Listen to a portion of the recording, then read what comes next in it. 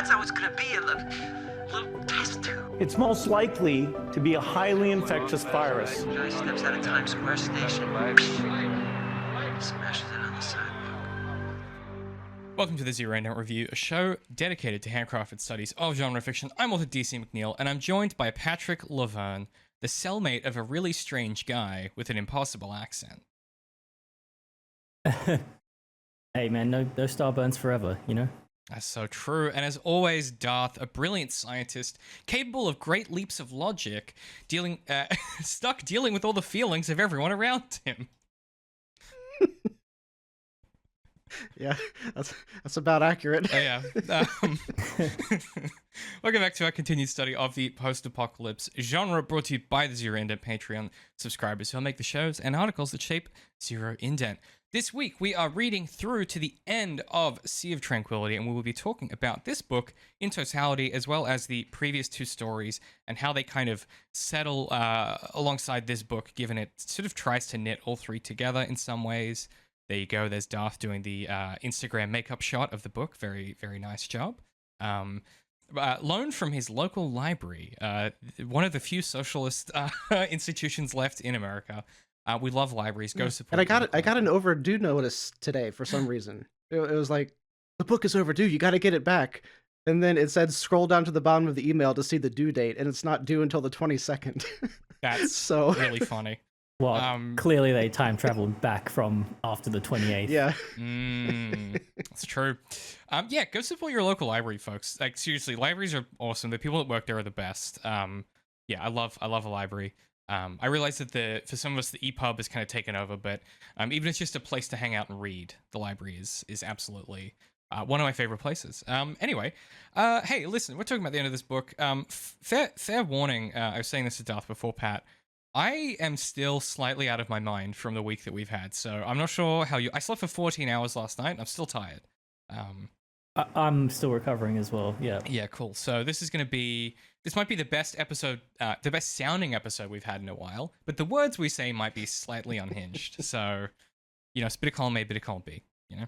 Yeah, we're that triangle, and it's like good audio, good academic thoughts, handsome boys, and we're sort of two of the three today. Unfortunately. Talk to me about this book. So we've now read the whole thing.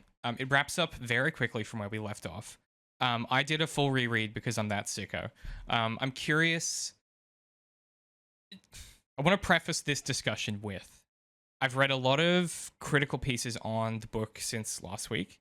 And I've done a lot of thinking about where this book sits for me, having read it a couple of times, or I guess 3 or 4 times now, having thought a lot more about Mandel's work throughout the discussion with you guys. And where I think it has value is maybe different than what I was thinking when we went into this unit. So, yeah, I'm curious if you guys feel like this was a sufficient payoff for us having our little Mandel mini-unit divergence, and yeah, where you guys land. I want to go to Pat first, because I realized that you've had a couple of days to chew on it now. So yeah, what do you think about this whole thing and how it sits within the kind of larger corpus of Mandel's trilogy, as in? Well, yeah, I mean, that's the thing. It is so different from the first 2 books. Into like, kind of, it's a confronting thing. Thinking about does a high concept, you know, ruin a thematic cohesion? I.e., does time travel distill this trilogy of stories that are deeply human and relatable, and rooted in reality and the human experience? And then it's like, does time travel obscure that, or I don't know, like unfocus it or some way? Last night I was literally in the shower, and I had a thought, and I was like, I need to write this down. But I've wrote something down. I know. Hold your applause. Okay. But yeah. and it's a literal shower thought too. It's a literal. Hey, exactly. Now, folks, this is what this job is all about. Is going away and doing something else, and then being like, oh my god, I have to write that down, and then writing it down and forgetting where you've written it down. That's half of my experience with this job. Yeah, what do you got? And because I've written this down, it's much more poetic than I normally am. So just yeah. Emily St John Mandel's trilogy ends by focusing the series' thematic lens in an unexpected way. She wonders what makes human interaction so special. To get ontological, it's where drama is created, that clash of binaries that generates infinite nuance in between. It makes me think of that Niels Bohr quote: "In the great drama of existence, we are ourselves both actors and spectators." He's talking about quantum physics there, but equally it's a good expression for how human drama is an equal and opposite partner to time. Time is documenting supernovas, yes, but it's also hosting the most intricate interplay of complex variables you'll see anywhere in space, i.e. human drama. You need time in order to have human drama. Jeevan choosing to jump on stage to help Arthur Leander, Miranda falling and dropping the boat keys into the ocean, Morella choosing to ignore Vincent at that bar. These are moments, both decisions and acts of random fate, that only take form in time, and which in turn changes the course of the universe. And only us humans really understand what that means. Mandel then asks, but what if decisions and fate were reversible? Would drama still mean the same thing, produce the same feelings? Would we put any less value on the past because of the sobering fact that the past is malleable and not in fact irreversible? And to that question, Mandel says, the time police are on their way. Round of applause for Patrick Laverne. Well done. Nihilism, right, is the thing that she puts square in her lens, and doesn't spend any time discussing that. The book just kind of ends. And there's some of the criticism I read. This is by Lily Zhao, and this is her article, provocatively titled, Emily St. John Mandel's Sea of Tranquility is an overly simplistic exploration of nihilism. I roundly disagree with her thesis, and would have to do a lot of work to kind of recompose her argument to make it sort of feel like something I agree with. But this is the bit that I think relates to what you were talking about. Through these intersecting timelines, Mandel raises interesting conundrums about time travel and the value of human life. Zoe warns Gasperry not to attempt to save the lives of the people of the past, in fear that it will compromise the future. She proclaims that the job requires an almost inhuman level of detachment. Additionally, multiple characters throughout the novel grapple with the possibility they are living in a simulation. Gasperry refers to the anomaly as a corrupted file, and he ponders the possibility that the world as he knows it is not truly real. This worry is compounded by the fact that, in the book's futuristic timelines, very little of the characters' lives as they see them are truly real. The humans who inhabit moon colonies live under an artificial sky that is meant to resemble that of Earth. To communicate across space, characters utilize holograms that give only the appearance of a face-to-face meeting. On a more abstract level, the characters aren't unfounded in their worry. They are, after all, living in a simulation called a novel. And, you know, I think that's the most salient and provocative part of Lily's piece there, because I think this is also a book that is using these ideas to think about what a novel is. It's a book about books, and it's a book about... it's a book about Mandel's books, and it's a book about her reflecting on what it has meant to be an author that has done this thing of writing a bunch of books that have the same characters in them, that are nominally not really sequels or prequels to each other. I have so many big and complicated and unwieldy thoughts about what you said as well, which I'm sure we'll sort of really dig into as we talk through this book. Darth, now that we've said a bunch of fucking academic shit, what do you got? Say some real stuff. What you think? Okay. I'm glad you phrased it that way, because it's literally like my reaction was literally like the exact opposite of all of that, which is not like CinemaSins like this was bad. Like, I overall loved the book and definitely would read it again. The major critique that I had was very early on, when I was first arguing like this is a time travel thing, this is not a simulation thing, because of how it was presenting and all that. And very early on, I had the thought that normally in stories like this, it is one of these characters who causes the time disruption, and that doesn't get revealed until the end. And then I immediately was like, no, Mandel wouldn't do that. she would do something more interesting because that's what always happens. And then that's what happened, and I actually was really disappointed. So that doesn't make the story bad. That was just, my hope for it being something a little more unique didn't pay off. But at the end of it, so much of it was like you're just vibing with the story, and it's not necessarily something that's supposed to, like, it doesn't tie in with Glass Hotel in a meaningful way, and it doesn't tie in with Station 11 in a very meaningful and obvious, and so me trying to academically explain anything doesn't make sense when it's something that you're just supposed to kind of enjoy the vibes of. Does that make sense? Mm-hmm.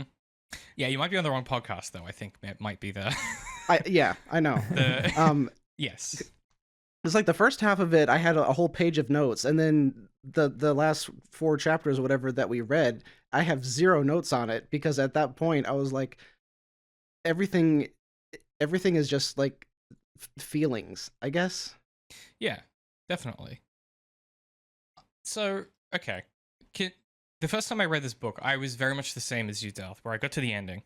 So I read this like when it came out in 2022, and I finished it, and I went, "Oh, it just ended the way that all of these types of stories do." And this is a note that I have. This is from an article I never actually wrote or finished back in 2022. I just had dot points, but this is one of them, which was, my prevailing issue with Sea of Tranquility is a sense of rush and pace that is resolved only by a reread, underscored further by a general lack of humor. The only joke to be really had in the entire book is Gasperry's cat being from the 80s. Of all the perspectives I would have enjoyed more of is Morella as a kind of counterweight to Glass Hotel.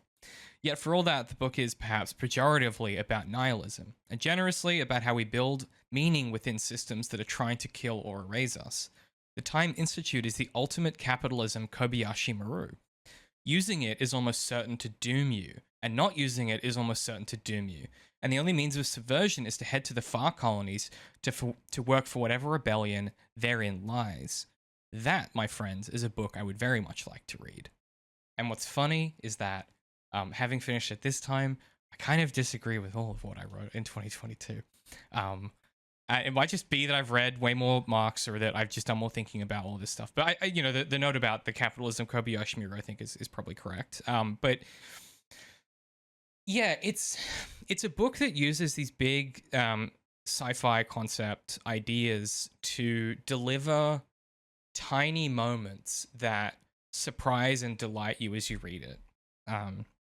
Little observations these characters have about the world, and little moments of realization that I think are the thing Mandel as an author can uniquely do in a way that puts her up there with some of the greats, like, just at a purely prosaic line-by-line level.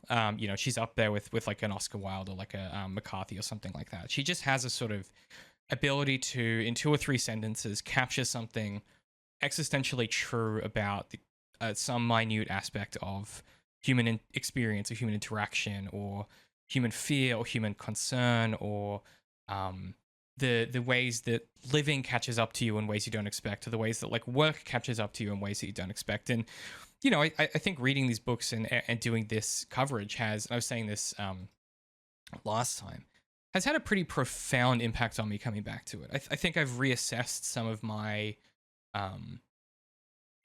generosity that I've provided to institutions that I interact with, some of the generosity I've provided to managers within bureaucracies that I interface with. And I think that it's generally in a kind of isomorphic way, which is to say, like in a non-direct kind of rearrangement sort of way.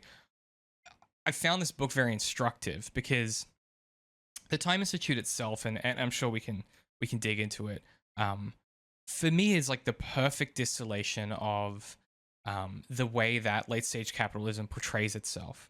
And it's not till the very, very end of the book, when all is said and done and Gasperry's fate is written in stone, that Zoe shows up and she's like, hey, I got a job time traveling at this other place in the far colonies. And it's the first time that the aperture is wide. The entire book, the Institute tells you time and time again, This is the only place where it can be done. It can't be done anywhere else. There's people on the moon who are in prison for 1,000 lifetimes because they time traveled once illegally. No one else can time travel. This is the only institution that can do it. And then you have a subversion at the very end of the book that widens that aperture and says, actually, don't believe it just because they told you it's true. And that to me is maybe the seminal, if you dig beneath all of the exchange and use value of Marx and Das Kapital and stuff like that, if you get right down to it, that is the fundamental argument, which is just because they tell you something's true, it doesn't necessarily mean you should believe them. They have motivation to tell you that certain things are true in certain ways.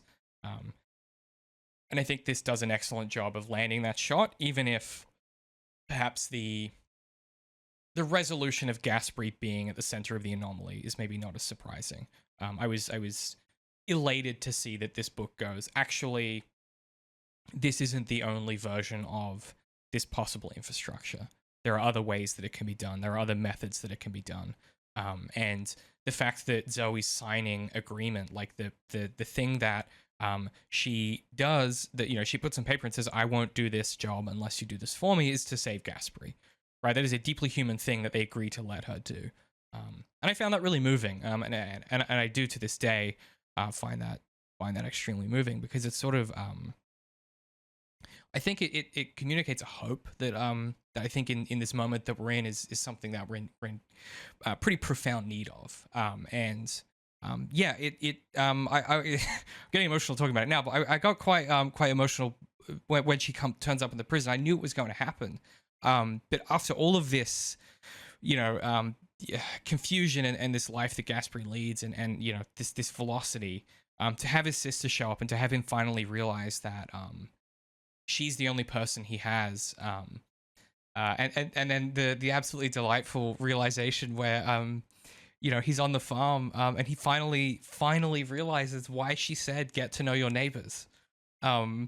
And he has that beautiful line where he says like, you know, I never was able to pass out what she said to me. That was when I burst into tears, because to me that hit really close to home. With some of the things I've been reflecting about lately. That kind of like emotional payoff, and as you were talking about before, the prosaic nature of the moment to moment beats and stuff, and the real expressions of human experience and stuff. I think the setting is very deliberate to contrast against these like prosaic moments of human life. You know, the high concept of humans expanding both in space and in time. You know, sort of impossibly big universal concepts that are like that are the setting for this like deeply intimate story. I don't know, I kind of think like that's a lot of the point, is that, you know, it's, you know, it does follow a formula. You know, it's a trope that we've all seen a couple times surely, but like not like this, right? Like it's not about the deep like Lovecraftian feeling of like, oh my god, like it was, you know, the universe was always had this path chosen, and there was we're all ants in the next to fate kind of thing. But like, no, like the focus and the important stuff is on Gasperry's interiority and his life and his relationship to his sister, with that emotional payoff kind of thing. And like you know, it's like that's sort of what I was talking about with like the importance of human drama in that quote, where, you know, Niels Bohr, he's a mathematician, right? Like he's a theoretical physicist, and that quote is, you know, philosophers have sort of run with that quote and been like, yeah, you know, this parallels a lot of like Taoist philosophy and stuff like that, about how instead of finding meaning in an underlying substrata of reality, rather everything is here in the relationships of things that exist and are in front of you, and i.e., you know, the important things of like human relationships and stuff like that. That's where the real interesting stuff happens. Yeah, and like the fact that when they capture him, and we'll do the summary, we'll get into it, I promise. But like when they capture him, and you know, he goes back to face judgment, last thing he asks is like, "Can you look after my cat?" And Ephraim in tears is like, "Yeah, of course." And I was like, "That's my boy!" Like, yeah, tell Gasperry. Like, it's so beautiful. It's just such a deeply, it's such a deeply hopeful book, and that contrast of the colonies and the the sheer size of the future, I think, is also like beautifully mirrored by Edwin's journey and Vincent's journey in Glass Hotel and Morella's journey in Glass Hotel, and indeed in this book. And I think where I'm left wanting more of Morella's perspective is perhaps that I think the one thing this book is maybe missing is a bit more of that 2020 perspective. We only get sort of one chapter of that, and I could have indulged in maybe a few more to get a view of where she's at now. I'm not mad that it's not there, but I think it was one of those things of like, had I been doing an edit for this book at a developmental level, that would have definitely been a suggestion, would have been, can we see more from Morella's perspective? But yeah, I adore this book. If you haven't read it and you've just been listening to us talk about it, I implore you to read it. It is just an absolute delight, and you will do it in one sitting, because there's no producer standing next to you saying, stop at this page, just read the whole thing in one sitting. It's delightful. I have an interesting, one preamble. Okay.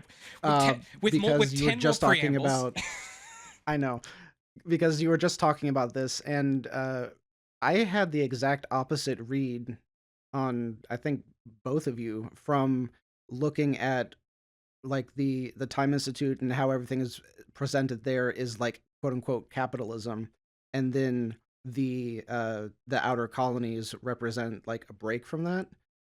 I was seeing it as the reverse, where the Time Institute represents an authoritarian government, and what Zoe is taking part in later in the outside colonies, that is capitalism. That is someone that has built their own time machine and they are using it for profit or for like the mafia or something. Like, my initial reaction was that is not the government. That is either a corporation or it's crime, and she is doing it.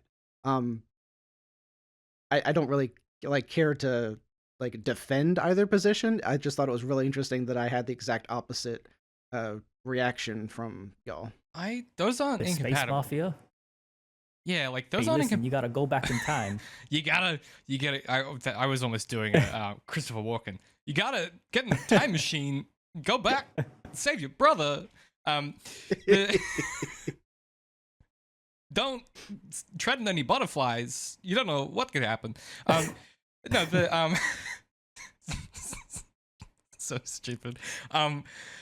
I don't think that those are incompatible. The history of revolution is also bundled alongside the history of having to ally yourself with people that subvert the law. And working with criminals and criminal organizations is the story of every revolution ever. You think about the fact that let's use how dare me use a Star Wars example, but the fact that Andor is a criminal and he's recruited because he has the necessary skill set to partake in a rebellion. I'm unclear if our readings are even different. Like that, what you've just said is completely the kind of thing I was thinking. I just use different nouns to label it. Because to me, there isn't a tremendous distance between the kind of capitalism that we see today and the slide toward totalitarianism that you're describing with the Time Institute, and then the alliance of any rebellion and insurrection movement with criminal organizations is the history of most revolutions. So agree. Yeah, I think. That was just me being extremely literal and being like, there's nothing the Time Institute is doing for capitalist gains. They are just doing it to maintain control, and make sure that they stay in. That's their only prime directive. Actually, their only directive is that they stay in power. That is the only unbreakable rule. And I'm like, that's an authoritarian government. That's a regime. That's all this stuff. Mm-hmm. Well, yeah, they touch on that in the book. They say bureaucracies are built to protect themselves. Mm-hmm. Mm-hmm. Yeah. And then I really want to now see a side story that is just like a little novella that's about capitalists who have a time machine and they're going back and they're like rigging they're rigging little tiny things that will lead to huge gains in 1,000 years, and they're not breaking the world. They're just making some money, Yeah. Like really like moderate and sensible time travelers that are still just like in it for the greed. Yeah, for the greed. Just go put some money in a bank account and then leave it there for 200 years. Yeah, I've seen and then Futurama. come back and get it. Yeah, I've seen Futurama. Stephen King's 11/22/69 is seminally about this character going back in time to stop JFK's assassination. But there is also a ton of like he goes back in time and he has like a book that has like all of the horse races from like the 60s. And so he's able to gamble, and he does explore that concept where he's able to win a bunch of money initially, but then the bookies start to catch on that he's like winning too reliably, and that like it's a really interesting exploration of like how that would actually play out if you had to do that. It takes it far more seriously than Back to the Future can because of the genre confines of Back to the Future. Yeah, it's not a great book in its summation, but 11/22/69 is full of like some of Stephen King's most interesting high concept sci-fi ideas. It's a good book. It's not a great TV show either, I'll tell you that. Yeah, and it's got the bad Franco in it. Yeah. Okay, let me cut off David before he just keeps on talking. Pat, if you could read us the summary. Come on. That you started it. That's not fair. This is producer abuse is what this is. Produce. Ugh, but he's not wrong. Pat, can we please see the summary? Gasperry trains at the Time Institute. He is given 4 interview targets: Edwin, Olive, Paul, and Alan Sammy, the violin player over... Let me start that again. Gasperry trains at the Time Institute. He is given 4 interview targets: Edwin, Olive, Paul, and Alan Sammy, the violin player overheard on Vincent's recording. 5 years later, Gasperry performs his first trip. He visits Alan Sammy first and learns very little and almost... He visits Alan Sammy first and learns very little and almost blows his cover. Back in 2203, Gasperry interviews Olive. Gasperry tells her to go home or she will die. She heads home to Colony 2 immediately. Olive lives through lockdown with her husband Dion and child Sylvie. She sneaks out and overhears Gasperry and Zoe discussing time travel. She and her family try to survive a lockdown. In 2203, Zoe visits Gasperry to warn him that the Time Institute will come after him for saving Olive's life. She gives Gasperry coordinates for Cayette. Gasperry travels to the beach. He observes Vincent and experiences the anomaly with her. Gasperry visits Edwin in 1918, then heads back to the Time Institute to face consequences. He is sent to the 90s, where he is framed for murder when he meets young Morella below the overpass. Gasperry finds himself in the very same cell that Jonathan Alkaitis is sent sometime later, or sometime never. In his 60s, Gasperry is saved by Zoe and transported to 2172, where he lives his life on a farm, learning violin and eventually marrying Talia. After her death, Gasperry moves to Oklahoma City, where he plays violin at the airship terminal. One day, inevitably, he sees the anomaly, triggered by Gasperry's presence in the terminal, at the beach with Vincent, by Edwin in the forest, and near Olive in the hotel. In the end, Gasperry is a fixed point in time that causes the corruption, the world running in ceaseless motion around him, like a boulder amid a great and violent waterfall. I'd like to defend Pat reading that. That was probably the most error-riddled summary I've written. So I apologize for that.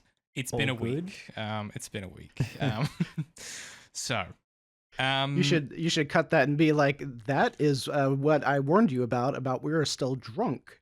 So I think the exhaustion is the key thing right now. But yeah, I mean, it's 10:20 in the morning. Might be a little bit early. Okay, so well, actually, that's not true. I don't know why I said that. Like I haven't. Anyway, okay. Let's. The first thing I have that I want to touch on is obviously some of these little moments that I just wanted to call out that I thought were absolutely like sensational. one of the key details about the moon colonies that Gasperry is reflecting on is this idea that like they've built both colonies to be identical, like in some ways, and they both have these like rivers that run through them that are for like mental health reasons that serve no actual purpose. And he has this excellent observation. I have this on 138, and this is also to what Pat was talking about with the bureaucracy. Is there an unease that's specific to the sense of an invisible bureaucracy in motion around you? Talia stopped walking, so I stopped too, and I gazed down at the water. When I was a kid, I used to float little boats down the Night City River, but the Night City River was a dark and sparkling thing, reflecting both sunlight and the blackness of space. The Colony 1 River was pale and milky, reflecting the fake clouds and the dome. We used to live there, Talia said, pointing, and I looked up and across the river at one of the oldest and most splendid of the grand apartment buildings, a white cylinder of a tower with a garden on every balcony. My parents worked for the Time Institute. I wasn't sure what to say. There was no non-catastrophic reason I could think of why a family would go from one of the most fashionable addresses in Colony 1 to a falling down house in the Night City. And then, she reveals they're both travelers. But I love the concept of like these two identical rivers are built to look the same, they sound the same, but because one of them is like the impoverished, colony, it takes on a completely new character that reflects more of like the truth about the world, and you still have this other artificial one that's within the purview of the Time Institute. I just really like that contrast. I also like the idea of the domes are interesting, how they project and mimic Earth atmosphere, but then I was thinking like it would be really cool to just look out into space at night. Yeah, that would be awesome. I kind of low-key want to live on a moon colony. I think I would never sleep because I'd be terrified. It's bad enough going out to my dad's farm and you just have to like experience every single star, and like it's beautiful, but also it like it makes you a little dizzy if you think about it for too long. I don't know. I go back and forth. I'm like, on the one hand, I think it'd be really cool. On the other hand, I've had enough excitement in my lifetime. I'm not sure I need that. And also like I feel like you would end up you'd be like, no, I'm going to Colony 2 for the aesthetics. You'd be that guy. Yeah, totally. There's a book series that's called Avalon, where you're like inside, either you're really tiny and you're inside like a giant tree, or it's just a giant tree. And like the twinkling stars that we all see are like at the roots, at the base of the tree, because this tree is so massive. And like that feeling that you're describing it always brings me back to that book, because when I go out and I can really see the stars and I look out, and it makes the scale of the universe so much bigger when I think about Avalon, and I'm like, if each of those tiny stars is just the glowing little worms that are at the base of this tree, then how big is this tree that's stretching up into the night sky? And for some reason that breaks my brain more than just the concept of space. So if you've read those novels, maybe you'll understand what I'm talking about.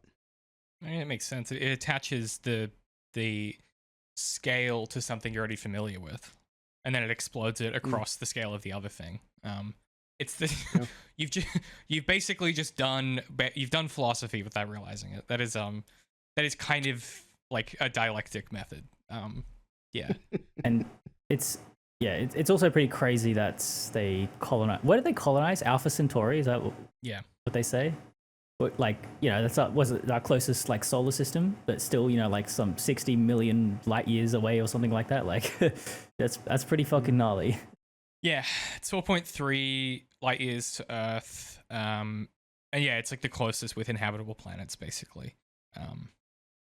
Yeah, so it's not close. That was one subplot that I loved, by the way, which was they kept jumping back in time to not literally, but to the referring to the time when like all the world leaders came together and they were like, we have to get off of Earth so that humanity will survive, because Earth will die and the sun will, no star burns forever, all, you know, all of this will die, we have to spread out.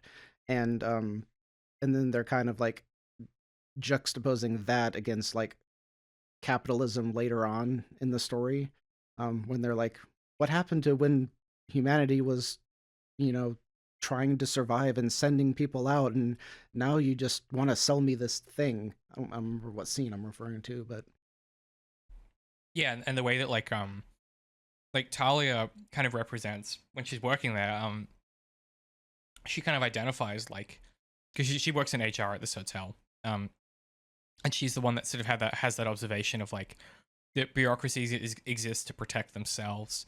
I think this is part of why like I left HR in the first place, because one of these suppositions that like this is a job that empowers workers, but actually, in fact, it's a tool to protect the business from the workers, and to insulate them from consequence. And where Talia becomes a really interesting character is that she is given leverage over this system by the fact that her parents were travelers. So she has access to more information than she should, which lets her kind of help Gasperry get this job and sort of help him subvert the sort of normal limitations of her role. She's such an interesting character. Yeah, I'm still not really sure what to make of her view on these things, other than it seems like someone that Mandel knows works in HR, potentially. But also, her paranoia and suspicion is completely validated by, you know, a lot of things, including the very first time that Gasperry tells his friend, who by the way, you know, his arborist friend, who by the way seems like a very like kind of chill dude, but then the second he's like, yeah, you know, I heard these things heard these things, and he's like, from who? From Talia. And he's like, from Talia. Like he's immediately like switching into his like company man mode, and he's like, all right, well, I gotta report this kind of thing and get that snitch. Yeah, that switch is so like, it's so keen of an understanding of like, and hey, if you know people like this, fucking shake them and tell them to wake up, because this shit is like so vile to me, where it's like you can identify the problems with the system, you can identify that certain things aren't working, but the second that you clock on and you start spewing the company line, whew, that shit makes me so mad. But I also love Talia's own view of herself, because she goes, you know, he said she's about to tell him this bit of information that he's going to later disgorge to Ephraim, and he says, that sounds extremely classified. And then she says, oh, it is, Gasperry, but I like you, and also I've developed a reckless streak in my old age, so I'm going to tell you. And then in brackets, this is Gasperry thinking, she was what, 35? In that moment, I found her thrillingly jaded.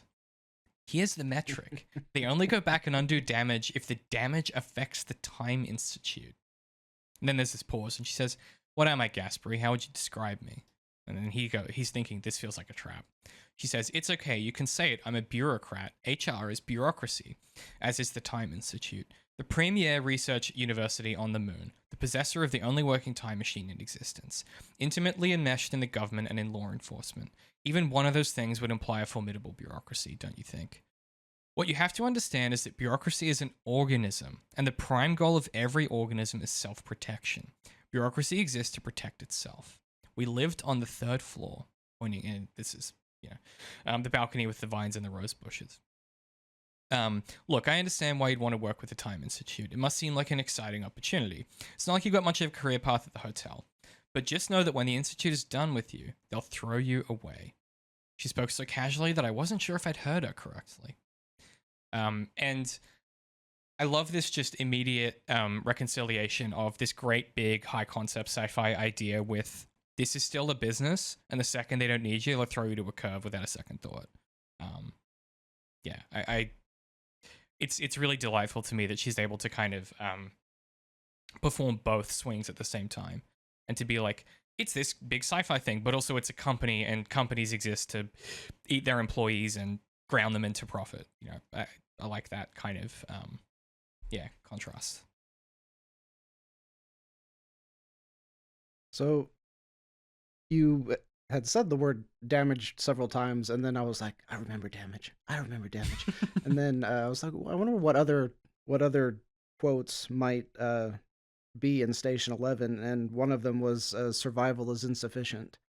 And I think that is what I might say is like the overall like theme of this book is all of these characters trying to find like they're searching for happiness in their own lives or searching for purpose in their lives, and all of them are surviving, but that's insufficient because they're not fulfilled. And so like the whole nihilism argument and are we real or are we not, and does morality matter if we're not real, like all of that to me is beside the point of are you doing what makes you happy, which is what all these characters are searching for. Yeah. Because then you have a character like Ephraim where he was doing something that made him happy. And then he gets this new job for presumably material reasons. Like, I can't imagine being an arborist is particularly lucrative. And then he's fucking miserable. And he has that absolutely, like, cursed trip with his daughter where they go to the funeral and he just starts to, like, have a panic attack. Because he realizes that he, like, has essentially thrown his life and meaning away for this job at the Time Institute. And to what Talia says, like, once you're in, when they have no use of you, they'll throw you away. He knows this. It kind of feels to me like it's the kind of job that you can't really quit, if that makes sense. It has that feeling to it, where it's like if you quit, you know, all these classified things, they might just displace you in time. Like, you know what I mean? There's a real yeah, that's true. Like, wasn't Ephraim the one who, you know, abandoned Gasperry and shot those two people?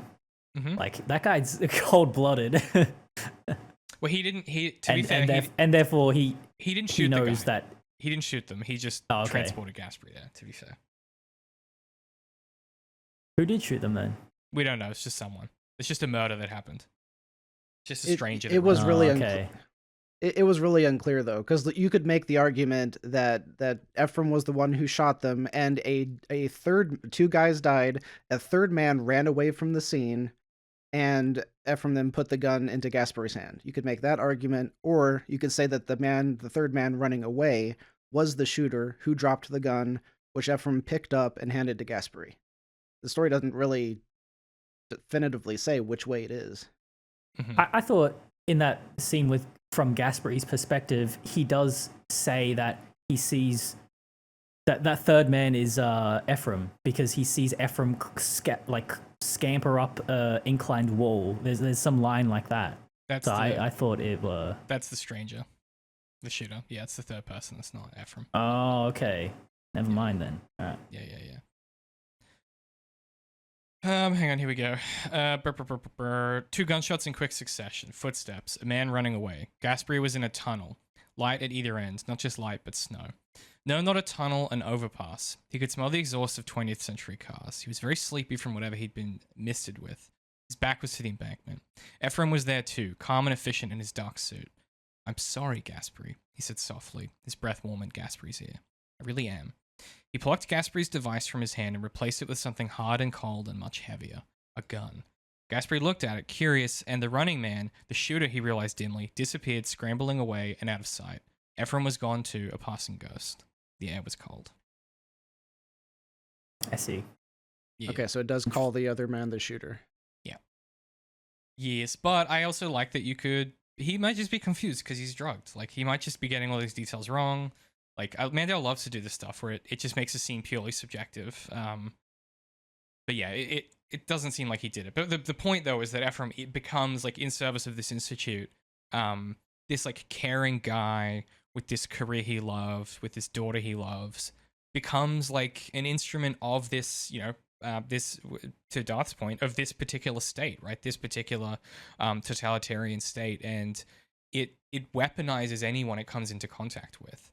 And the exception is Gasperry, because he has Zoe as, like, essentially his benefactor, right? Zoe is so smart that she kind of shields him from some of this consequence and shields him from some of the scrutiny, because he's the brother of, like, the best researcher they have. Like, you know, there's it's the kind of thing where, like, to the point about, like, the totalitarianism comparison, I think there's a paper that you could write about how Zoe's trajectory maybe mirrors something fairly similar to what happened at the end of World War II with some of the Nazi scientists and Operation Paperclip, and America's kind of absorption of those researchers.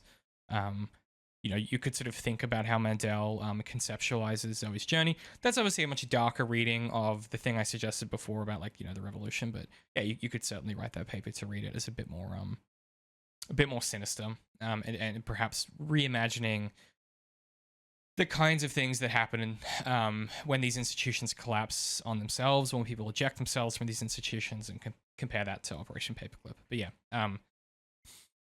he's just kind of a tragic figure, and gets caught up in this machine. So, because we're already talking about that scene, how do y'all feel about the fact that apparently it was like totally an accident that they chose that bridge, that underpass, that Morella, as a 12-year-old, happened to be walking towards? Because I firmly thought that he was there to save her life because someone was going to kill her, and like a rogue time travel agent for some reason, and he had spent enough time with Morella in the park when they were talking in the restaurant before that he had gained a relationship with her. And so this was the thing that got him in trouble with the Time Institute, was going back to save Morella as a kid. Because the odds of him just being there randomly didn't make sense to me. And then all of the other things, like saving Olive, also didn't make sense to me. Like there's an argument for just like saving human life, but then it's also like he cared so much about this particular woman, and that's why he saved her, which did, like, he only had met her 5 minutes ago, and then he was like immediately like, I need to throw away everything to save her. And it's like he didn't, I don't know, I didn't understand the connection that he felt with her. And I thought it was supposed to be Morella in this instance. So I guess rewinding the whole question, why Morella as a 12-year-old? What did that add? And how did y'all feel about the people that he saved and the decisions and the reasoning that he had for saving these people? Like, the other one was Edwin, when he travels and talks to Edwin after the war, and Edwin was going to die in an insane asylum from whatever new disease had come out, and apparently he was in the insane asylum because he kept thinking about the thing that happened when he saw the future briefly out in the forest, like 20 years before that. And Gasperry going to visit him let him not die in the insane asylum, but instead die at home or something.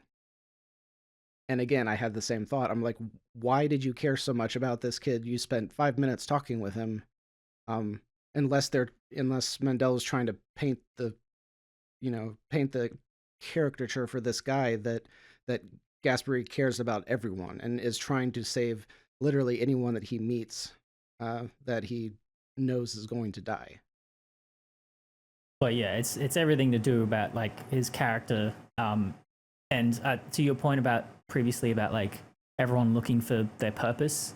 I think Gasperry especially, he's aimless and purposeless. He gets, the reason he wants to go to the Time Institute is because it seems important and big and, gives him a direction. But then obviously when he gets his mission and starts doing it, and then, he's tasked with doing really inhuman things. He is like is also the most impulsive person in the universe, it seems. Like he spent 5 years training for this, and then, as you say, like five minutes into meeting Olive, he's like, oh, you know what, I'm gonna fuck with time and actually save this person. But like, he just has such an overwhelmingly strong sense of like, I need to do this because it's the right thing to do. And he just like commits to it. Like, and yes, it's like 99% of other people probably wouldn't do that, but that's just who Gasperry is, it seems. And then as for like Morella, like he didn't choose to go there, did he? He got taken there by Ephraim and the Time Institute and planted there, and then I gather the way I read it was the reason he got taken there is because the Time Institute saw that there was a record for a Gasperry Jack who had been, in prison for this amount of time at this time, and so they maybe okay, well, he was probably destined to be there. Maybe he was always destined to fuck up and get caught by us and get framed for this murder in this year. So we'll see the events play out, and then we'll do that exactly.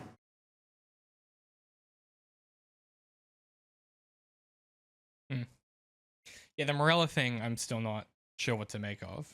Yeah, I think it's pretty vague. Yeah. Yeah, but to everything, I also just think it's like, if this was a okay, no, let me back up. It's because this is a novel about novels, and this is the type of thing that happens in novels, which is coincidence can be radicalized in service of the themes of a story, and if you push that too far, it feels like everything is too what's the word? Like everything feels too performed or too perfect or something like that. The fact that it's unclear why it's Morella, I think, is like part of what makes that work for me. Is that no one sits down and says, "Okay, Bucko, here's why they sent him to Morella for this particular moment." Like, it's far less clean than that. This is just what happens.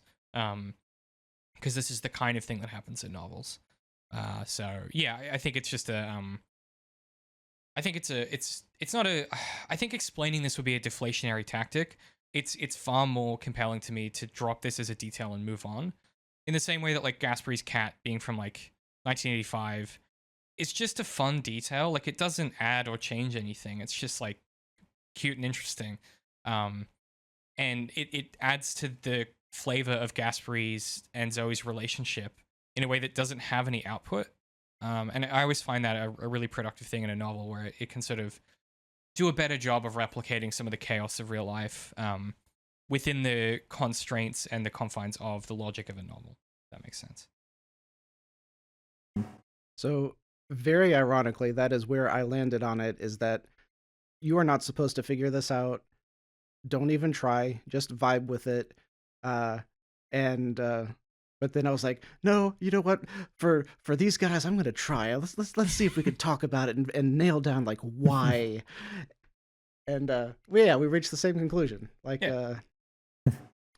And I also just want to double down on agreeing with sort of Pat's explanation of Gasperry. I think that Gasperry Roberts is someone who he doesn't save these people for any other reason than he's finally in a position to like do something with his life and help other people in a way he's never been able to do before. He's always been kind of useless, kind of a pest, kind of annoying. Like, he even feels vestigial at the hotel when he's like the hotel detective or whatever. Like, he just stands there and observes people. He doesn't actually do anything. He calls the police like once. He doesn't even do that. He tells someone else and they call the police. Like, he's just this like inert object traveling through time and space, and then finally he gets a way to choose his destiny, and he fucks up immediately because his conscience descends upon him, and he is like compelled to do these things. He doesn't know why. This is just who he is, and I think that perhaps if Zoe is the way that he views Zoe is this like ultimate sort of intelligent person who is capable of these great and tremendous acts of like intellect. I think that Gasperry is someone who is capable of these great and tremendous acts of compassion, and these tremendous acts of humanity in a way that I think Zoe ends up replicating at the end when she basically risks her entire career, goes to the far colonies, gets this job, and the only condition is that she can save her brother. I think that she ends up valuing that in the same way that he ends up valuing her intellect, and that's why she places him next to Talia, because it's a final great act of compassion for these two people who she's known her entire life, and these two people she cares about. And like that's yeah, I think it's them rubbing off on each other in some ways. As is, you know, Gasperry realizing he can trick Zoe to go and save Edwin. That's her intelligence rubbing off on him a bit. So I think it's all of a piece of them helping shape each other. In the way that, you know, siblings often do. You know, Eric's really smart and articulate, and Darth's a fucking pest, and they sort of have drifted closer to each other. It's good stuff. I think the issue that I'm describing is something I've talked a lot about with other medias, is not knowing what's in the character's head. And if there were just like a few more sentences scattered throughout that gave us more interiority into Gasperry, and so we saw him constantly having these thoughts of, oh, I wish I could have done something. I wish I could have saved that person. You know, if we had that going all the way through, then in these moments when he decides to save the people, it would be totally in line with, you know, what we have seen. But with him not having those few lines of inner thought, we just have to assume this is what, and I mean, it makes sense to assume. It's not like that's necessarily a bad thing, but I was just arguing with someone yet again about Kylo's relationship with Rey and how he was madly in love with her. And I'm like, no, nothing in the movie supports your argument. You are inferring his interior thoughts because the story didn't give them to you. And that's kind of what I'm arguing with Gasperry, is we need more of his motivation to fully understand why he made those decisions. Even though it's pretty obvious why he did, but to, you know, I love things spelled out very clearly, so I know for sure, you know. Yeah, we certainly are working backwards from his actions to explain some of his motivations, I think. But yeah, but it makes sense to me, I think, because like people in history, you know, like him reading the dossier files on Olive Llewellyn, she's like, yeah, she, you know, just ignominiously died a while on tour for her last book. And, you know, this Edwin St. Andrew, like he ignominiously also went to an insane asylum and died there. And, you know, they're basically in a sense, they're unimportant, at least in, you know, to the people of Gasperry's time. They aren't people. They are, you know, footnotes in history records and stuff like that. And I feel like he identifies and empathizes with that a lot more, about being like insignificant and, you know, like just overlooked, one of the many lines in a folder of records kind of thing. And he just like, yeah, I find that like a satisfying explanation as to why he feels compelled to save everyone that he can, kind of thing.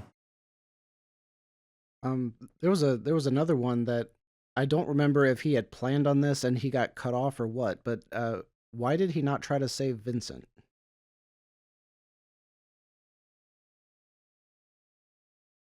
Because the Time Institute, so they give, okay, there's actually like there's a logical reason why he doesn't, and then I'll tell you the thematic reason.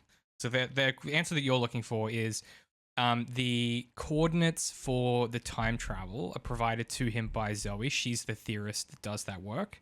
He's incapable of producing those coordinates himself, and there's never a reason for her to give him coordinates to save Vincent. So he's just literally unable to, because he's dumb. He doesn't know how to do it. He's not a theoretical physicist in that way. The thematic reason why he doesn't save Vincent is the same reason why he doesn't go back and, you know, save Morella from whatever her fate ends up being, or you know, go back and visit her a second time, is I think that what this novel is trying to do is, in the absence of Gasperry's interiority, right? Okay, Gloss Hotel is a maximalist interior book, right?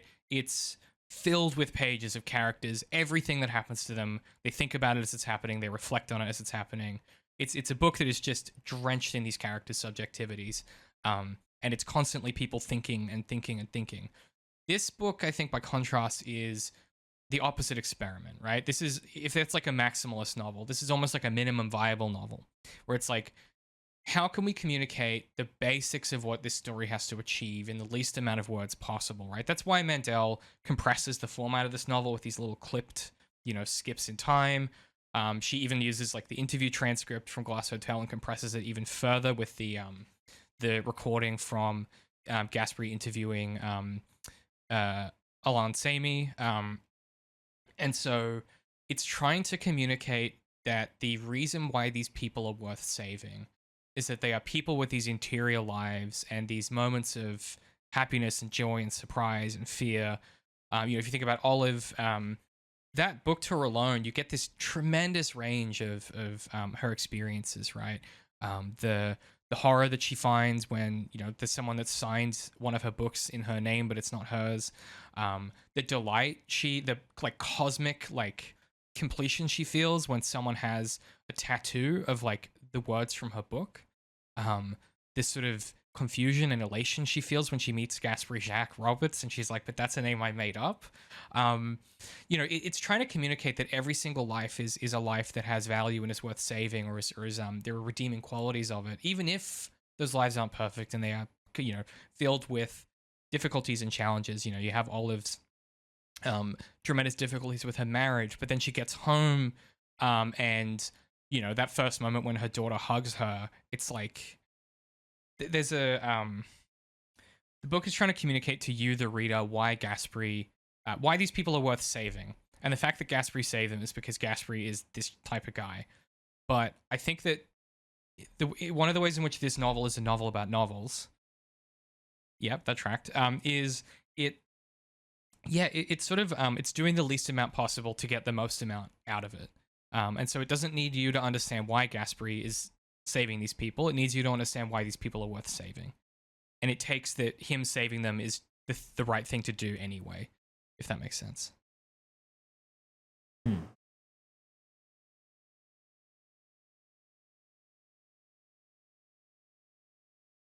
Yeah, and just that, like, in a world of time travel and colonizing other solar systems, like, yeah, people still have the same rich, complex interior lives that they've always had, and it's accompanied by the infinite range of emotions that humans have. Yeah.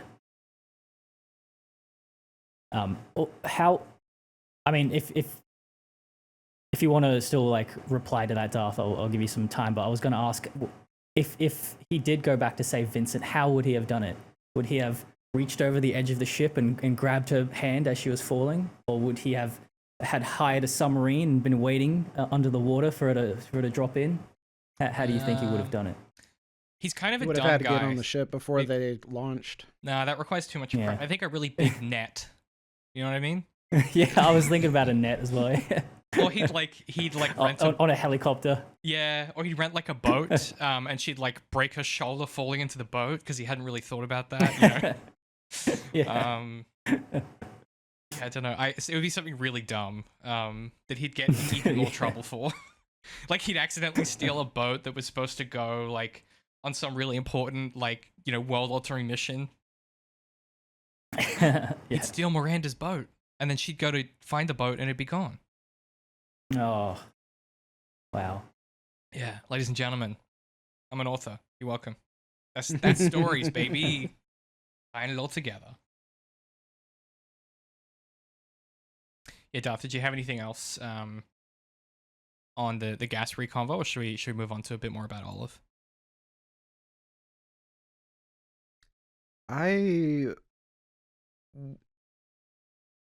Part of what y'all were talking about was like people quote unquote deserving to be saved, and I was looking for the line about when Ephraim says, why did you risk everything to save, because you didn't save Edwin, you just had him not die in an insane asylum. And there was some line of explanation here that Gasperry gave, which is what I was looking for. If you hadn't changed the timeline, he still would have died of the flu just 48 hours later and in an insane asylum. You see how pointless that was. You're missing the point, Gasperry said. And so, okay, there was no explanation. There was just, you're missing the point about why he did what he did.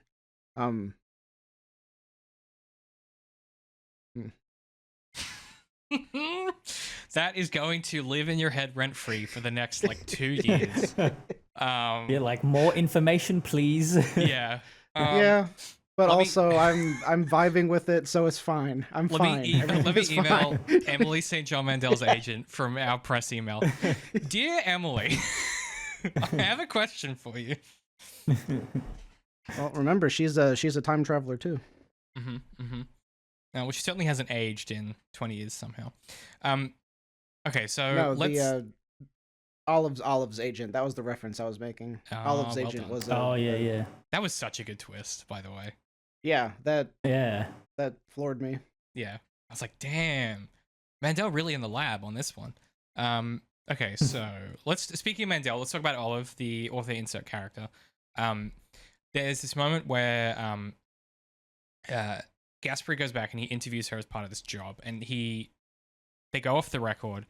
And here we go. So this is the conversation they have. I've got this on 158.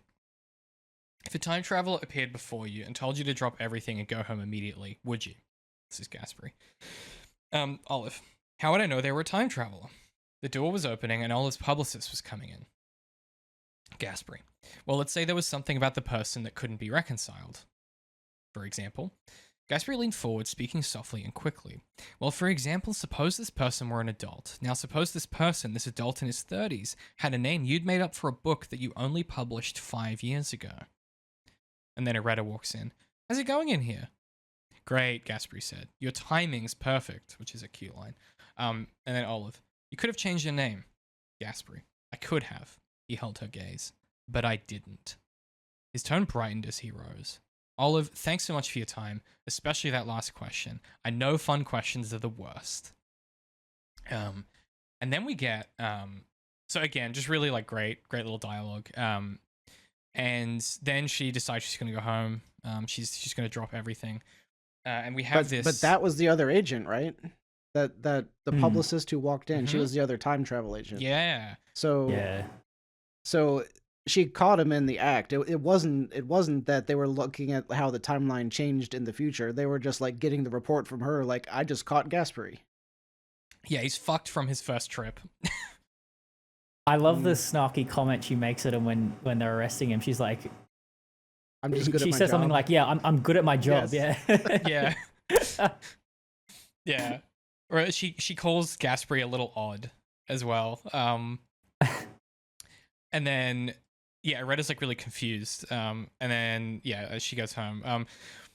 And this is the moment where I was like, this started to get like a bit into that like a bit too real territory of like experiencing the pandemic. I've got the next page. It's shocking to wake up in one world and find yourself in another by nightfall. But the situation isn't actually all that unusual. You wake up married, then your spouse dies over the course of the day. You wake up in peacetime, and by noon your country is at war. You wake up in ignorance, and by evening it's clear that a pandemic is already here. You wake up on a book tour with several days left to go, and by evening you're racing toward home, your suitcase abandoned in a hotel room. Again, just those like little moments of perfectly capturing some quality of humanity. Brilliant. Just yeah. I adored the entire section from where she accepts that Gasperry is warning her and that she's going to take him seriously. From that point forward, I absolutely adored it. It was, her whole experience was not at all the pandemic experience that I had. I know a lot of people in like bigger cities, and especially if you were like anywhere around a hospital, I could see that hitting you really hard with her talking about the sirens and all of that kind of stuff. I thought it was beautiful. And her husband thinking that she's crazy and like making her an appointment with a psychiatrist, and then like 2 minutes later he's like, "You're right, the news just announced it, I'm so sorry." Oh man, yeah. I had a very similar experience. There's a section where she's talking about going, like, traveling back and knowing that this pandemic is happening. Like the section you're talking about. It's full of these little moments of like her trying to stay away from people. She orders a bunch of stuff. She, like, just all of these precautions as she gets home. And the constant panic she feels throughout the whole trip, being near other people. I had a very, very similar trip back from Sydney in like February of 2020, when it was clear that like this thing had jumped into Australia, and that flight back and watching everyone not wearing masks and watching everyone like be normal, and there's just like the panic, and then like getting in the Uber and being like, why isn't he wearing a mask, and like ordering a bunch of shit like online, and like it was such a it was a aggressively accurate and aggressively human sort of way to convey that level of panic. And something I thought Pat would enjoy is the sort of the Vince Gilligan style procedure that she goes through, where she starts to logically figure out what she's gonna do. She has to figure out like, oh shit, like what if this thing is on my clothes? Like what am I gonna do about that? And then she has to retrace her steps and all that stuff.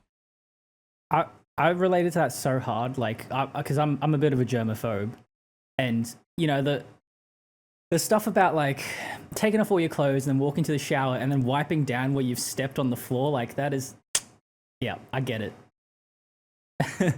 Yeah, and then I'm not sure if this is. Oh yeah, I did mark it 168. The description of lockdown is so upsetting. Because I wrote like a piece at the time. I think it was to the girl I was dating, and I was describing like I was sitting on the curb, and it was like we'd been in lockdown for about 2 months. And I just needed some fresh air because you're allowed to go for walks and stuff, but you could only do it for like exercise or for like essential stuff. But it was like 11 p.m. and I took a beer and I went and I sat on the sort of steps. My old apartment across the road from us was like this empty parking lot with this little embankment of like gardens, and you would look across at the police station, and the police station was just like empty and had been like empty for like a month basically. And it was just dead quiet, like you couldn't hear anything.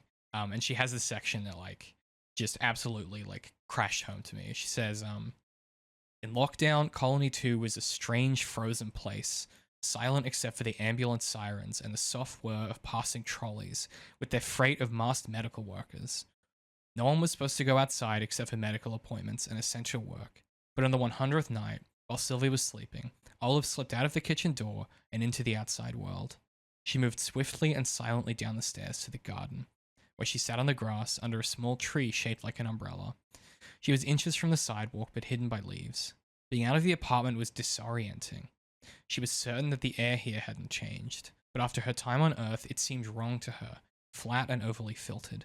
She stayed outdoors for an hour, then slipped back in with a sense of revelation. After that, she went out every night to sit under the umbrella tree.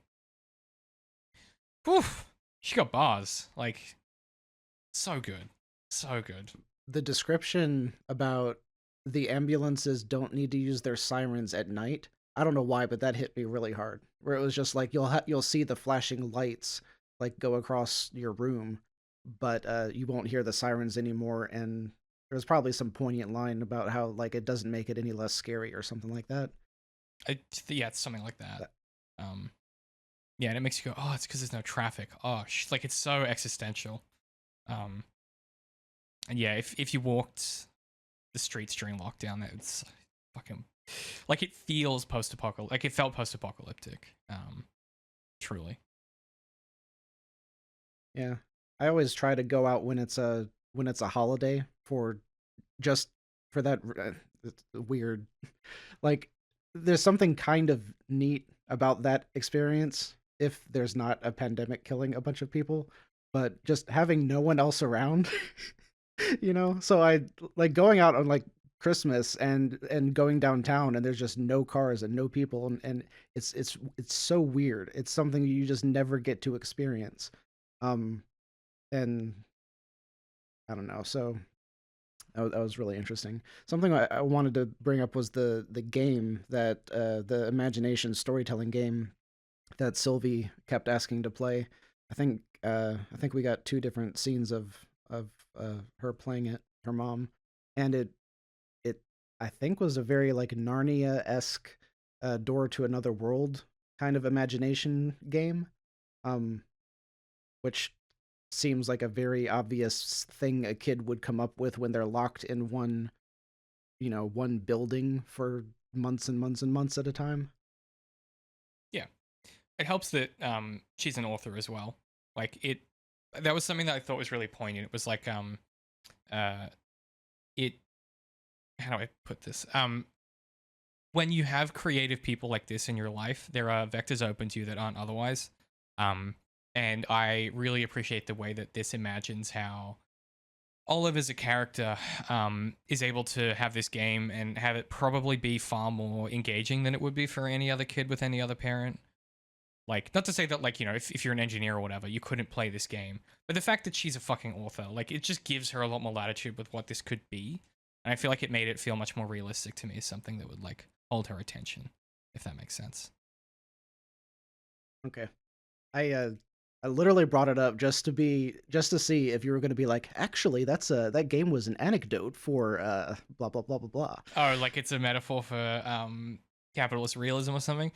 I mean, it might be. I don't know that Mandel is. I've said this before, but I think she's much more of a Baudrillard fan than I am. I think that it's far more. Okay, sure. We could put this in conversation with the interviews that she does, right? So we get 2 sets of interviews.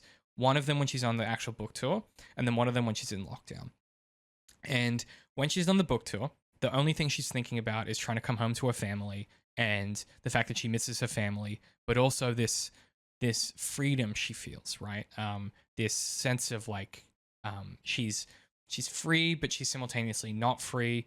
There's a great line from Joseph Fink, Analyses and Dead, where he says that what people don't understand about freedom is that there can be great and terrible freedom at once. And then you flash forward to the second set of interviews when she's in lockdown with her kid, and she's doing these interviews on Zoom, and she's having all this just bizarre and surreal experience of lockdown that we all had. And then she plays this game with her daughter that is in some ways the only real thing she does in a day. All these interviews and these Zooms and these conversations is just replications of what they did previously. It's facsimiles of the previous version of reality.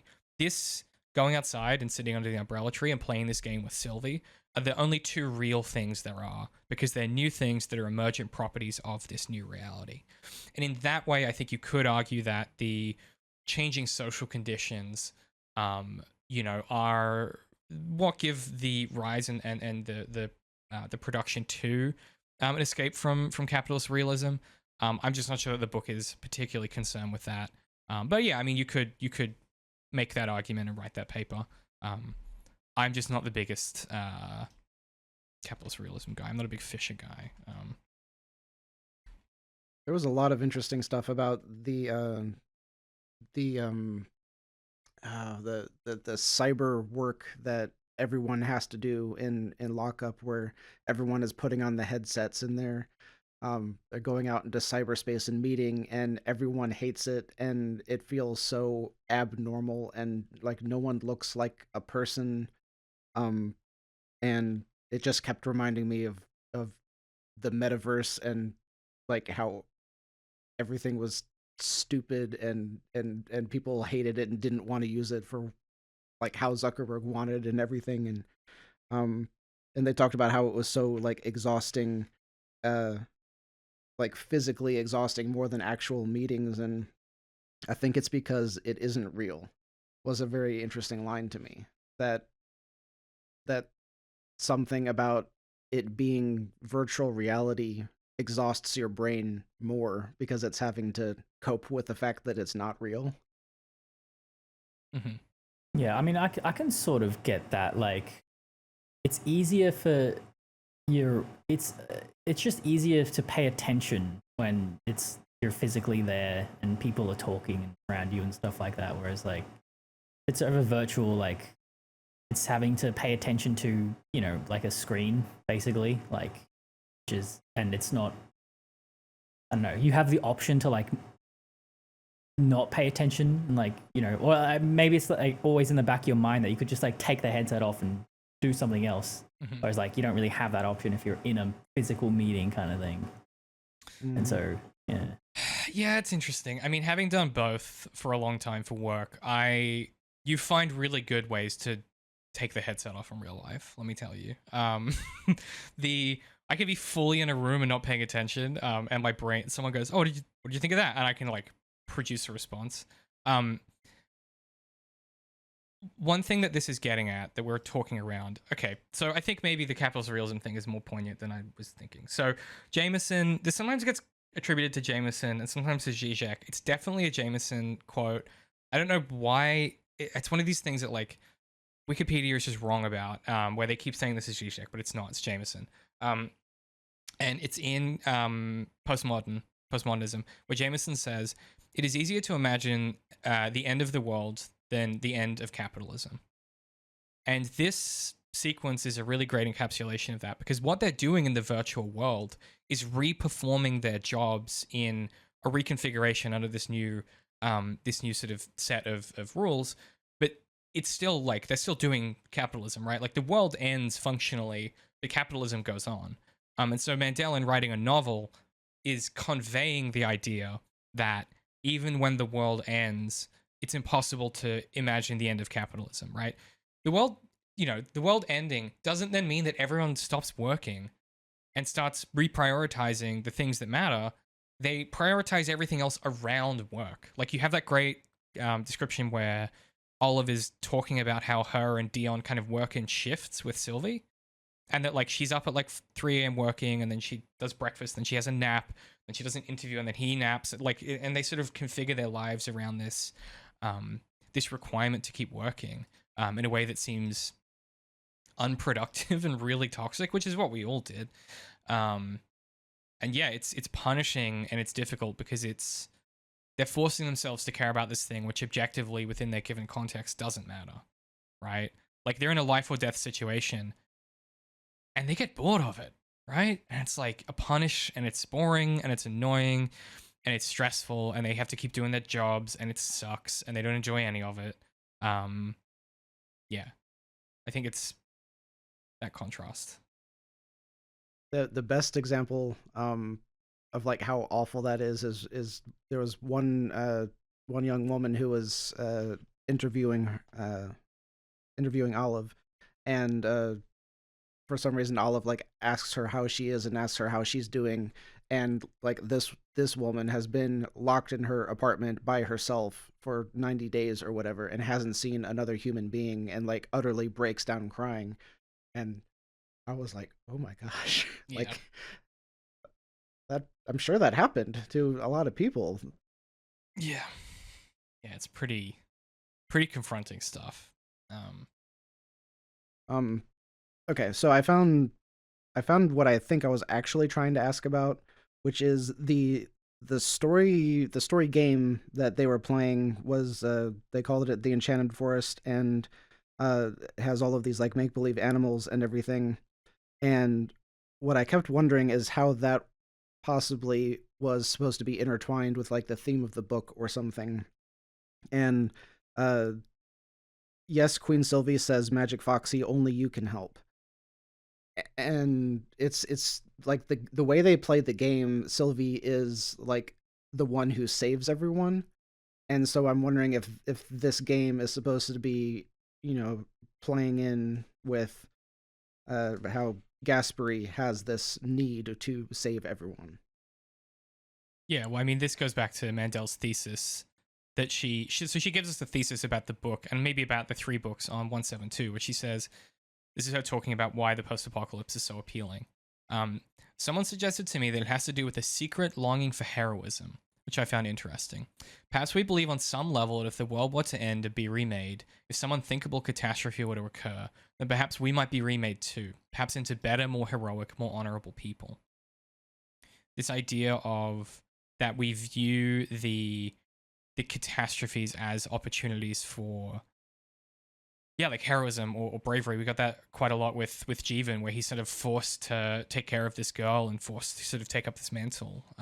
So yeah, I think it is of a piece with that. And perhaps it's of a piece of the way that Olive sees reality, which is like these great moments of catastrophe or opportunities to rise up and do better and be more heroic. Yeah, so I think it is picking up on that theme, maybe producing it in a more simplified version, perhaps. And Gasperry is coming out of a portal to save people. So. It's true. Maybe she knows. Well, yeah, that's like, did she craft it around him? Kind of thing, maybe. Yeah. Yeah, I would say that ultimately Mandel's corpus to this date, and granted her latest book isn't out yet, so this might change, but I think ultimately if I had to make a summation of all of her books, they're all about this notion that we can all be injured so badly by our lives, and that those injuries and how we choose to deal with them can be the keys that provide us an exit ramp to our situation if we're willing to step up and take that exit ramp, and take that way out and craft our own portal out, as it were, or our own door out of these situations. Or we can let those injuries trap us, and we can let those injuries kind of blind us to the possibility of change. The title is Sea of Tranquility. The sea is violent, expansive, and encompassing, but it can be a means of death, for the unprepared, or death for the unlucky, as in Vincent's case, death for the unprepared in her mother's case. It can consume everything that it touches, but it can also provide peace. We see that with Vincent and her reflection of that. But it can also be dominated, and it can be overcome, and it can be something you come to peace with, which is what we see with Vincent at the end of her story, in Glass Hotel. It's both the sea and the ocean are metaphors for each other. And this is Mandel's reflection on pandemics, where she says, "This is the strange lesson of living in a pandemic. Life can be tranquil in the face of death," right?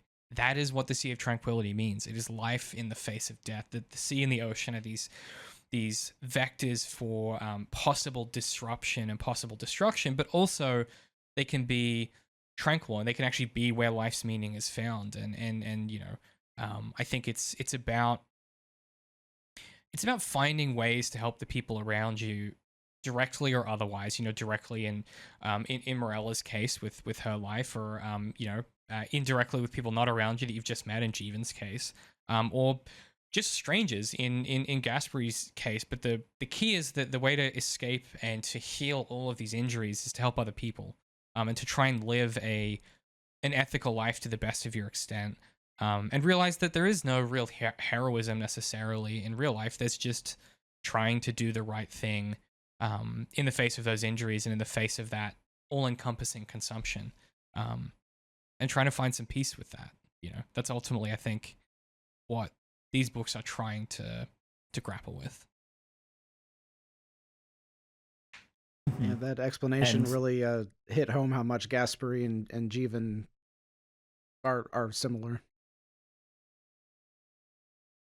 Yeah, a lot of these injuries and the unhappiness of these characters are from the institutions of their time, and how deeply ingrained they are into the fabric of their society or whatever. And it's hard for them to imagine to craft a new path outside of that, and to even conceive that their happiness might lie on outside those systems, because it's daunting and scary, and and there are proven examples of success within those systems, and that's what sort of keeps you trapped a lot of the time. It's like, oh, I can achieve that, I can go up there and be happy in this world. Yeah, that's exactly what happens to Gasperry, right? Like he thinks he's going to get fulfilled by taking on an important job at the Time Institute, but really he finds his fulfillment by breaking out of breaking that institution inherently. Yeah, as does Zoe, right? That's her actualization, is getting out of the, when we join her, she's overworked, she's drinking too much. There's a really daunting line by Gasperry where he sort of reflects on, he kept expecting to find out she just dropped dead one day from overwork. And then she escapes that system. And granted, we don't know what that new system looks like, but if we think back to Station 11, I remember damage is only one half of the saying. it's I remember damage, then escape, right? It's that there is always a way out, and that the the world is a very cynical place to inhabit, particularly for us in our current moment. And I think as we see through Edwin, has been historically, but perhaps amplified by um, the I guess the kind of moment we find ourselves in where our futures are dictated by a bunch of oligarch tech CEOs and fascists and all of these really tremendously scary things, but also like it's possible to have hope. And yeah, this is just something this is Nick Cave, who is asked how to respond to this growing sense of cynicism. I think I sent this to one of our group chats at some point. But Nick says, unlike cynicism, hopefulness is hard earned and makes demands upon us, and can often feel like the most indefensible and lonely place on earth. Hopefulness is not a neutral position either. It is adversarial. It is the warrior emotion that can lay waste to cynicism. Each redemptive or loving act, as small as you like, such as reading to your little boy, or showing him a thing you love, or singing him a song, or putting on his shoes, keeps the devil down in the hole. It says the world and its inhabitants have value and are worth defending. It says the world is worth believing in. In time, we come to find that is so. And I can't think of a better summation of, Mandel's perspective as it's evolved. I think that her early work is a little more cynical than this, but certainly realizing, like to your point, Pat, that it's a difficult thing to hold on to, and it's very easy to look at these existing systems and look at those successful examples and think that you might be one of them. And then you begin to realize over time that the people that are successful, their only priority is stopping you from being successful, because that's what keeps them successful, right? That is the trap of capitalism. Is in order for it to succeed, they have to subjugate someone, right? The bourgeoisie have to target someone, and if it's not the proletariat, it'll be a minority, and if it's not a minority, it'll be some other arbitrary line they draw in the sand. And if it's not, the working class, then it's immigrants, and if it's not immigrants, then it's someone of a particular faith. And if it's not someone of a particular faith, then it's someone of a particular geography or origin or thought. That there's always someone they will find to subjugate, because that's what helps them maintain their position on top. And the dire kind of fact of the matter is, within the system, there is very few ways to succeed. And even if you do succeed, it's very difficult to do it ethically. And every life is a series of small compromises. And I think that something I would suggest, and this is not me preaching, this is just me making a suggestion, is that there will be many, many, many opportunities in your life where someone will ask you to compromise in a small way or a big way. Whether it's an ethical compromise that's very legible on its surface, or it's something as simple as someone asking you not to say something at a particular moment, or asking you to behave in a certain way.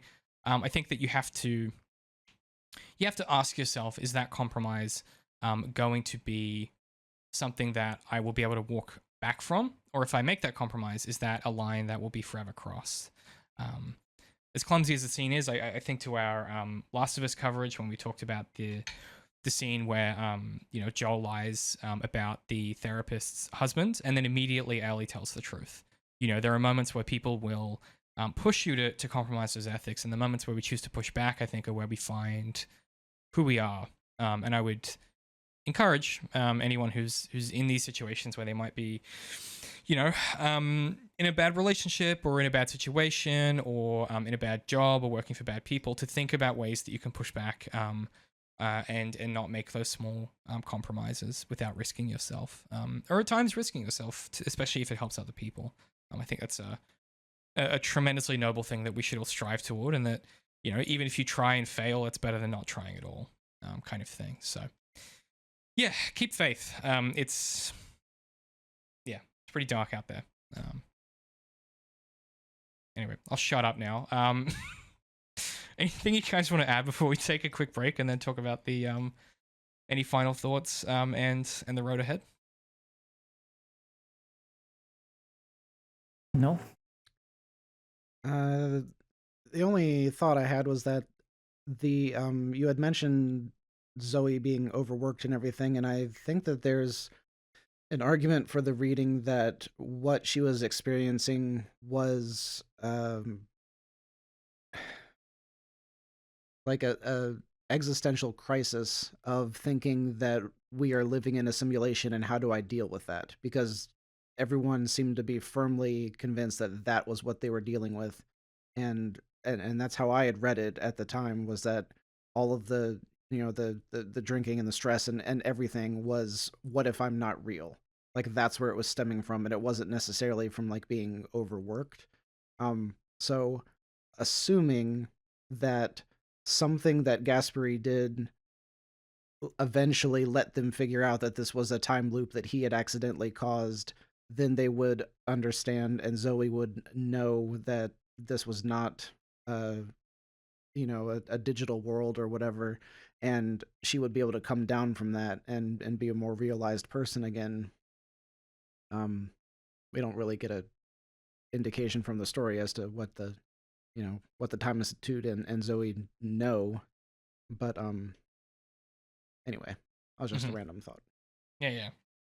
Well, it's also unclear if this isn't how Zoe's always been. That's the other thought that I always had when I read this book. Is like, she might just be the type of person that's always working too much.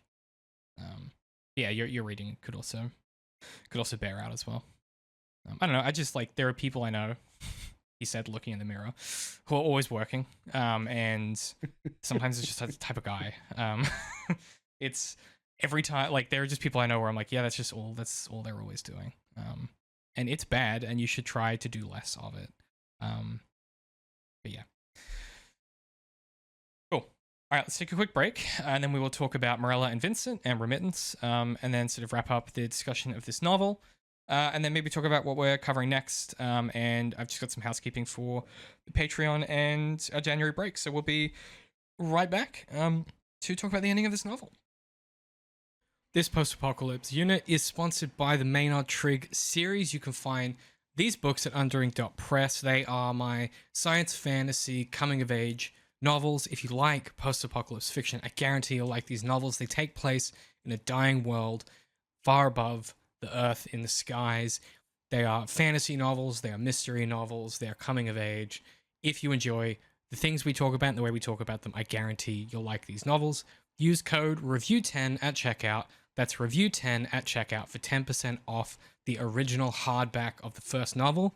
That's this one right here. Once again, REVIEW10 at underink.press to grab your copy of the first Maynard Trigg book today. Don't show me massaging myself in the edit, David.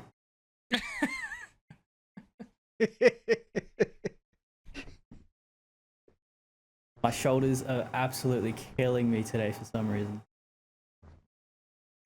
It's probably the hotel bed catching up with you. Maybe.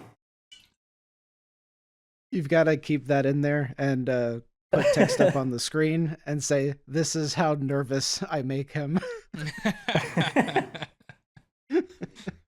Yeah. This tension is from hanging out with David for like 2 days.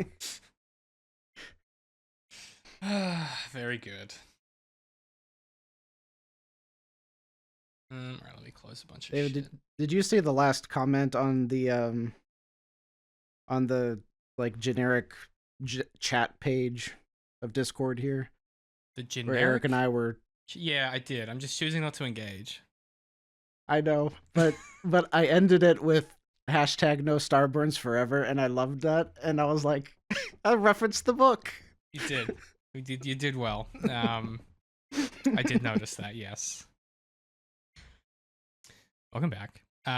We are talking next about the kind of penultimate section, which is Morella and Vincent, file corruption. And I kind of talked about this already, but I think that there's a so this is basically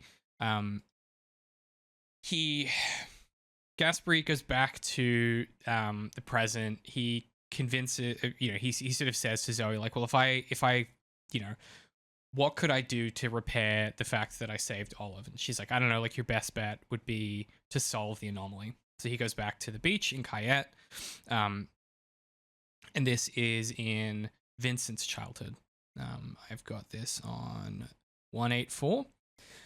The little white church on the hillside was unchanged since the last time he'd been here. It must have been recently repainted, but the houses around it were different. He turned his back on the settlement and his gaze fell on the ocean. The sun was rising, shades of blue and pink rippling over the water. He liked the way it moved, the gentle repetition of the waves. He found himself thinking of his mother now for the first time in a while. She'd spent time on Earth as a child. She'd kept a framed photo of an Earth ocean in the kitchen of his childhood home, a small rectangle of waves on the wall near the stove. He remembered her gazing at it while she stirred soup. And yet for himself, he realized the ocean carried no weight in his heart. It featured in none of his childhood memories and none of the important moments in his life. It was just a place he'd seen in movies and visited for work, so he couldn't summon much feeling for it. And after a moment, he turned and walked away down the beach, following the coordinates that flashed softly on his device. He walked beyond the last house and then into the forest.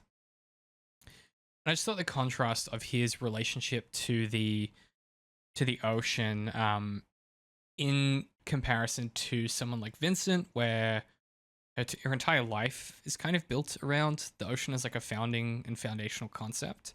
I thought it was just really interesting. The way that sort of Gasperry is like the exact opposite. Well, it's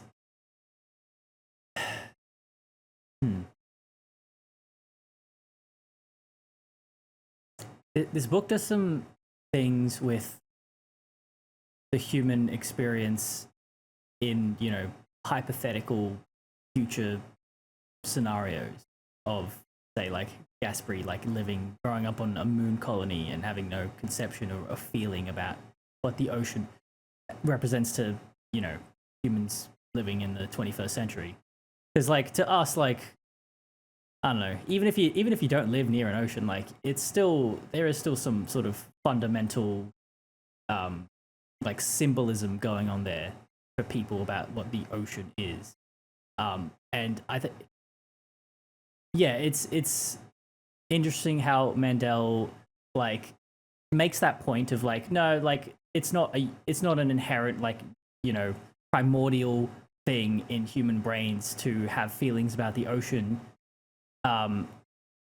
Nonetheless, like, you know, Gasperry and everyone else who has that same thought and relationship to the ocean, they have a million other things going on. They have a million other associations with other things that, you know, people on Earth in the 21st century wouldn't have. And, you know, they proliferate into things, into emotions and feelings just as complex as anything.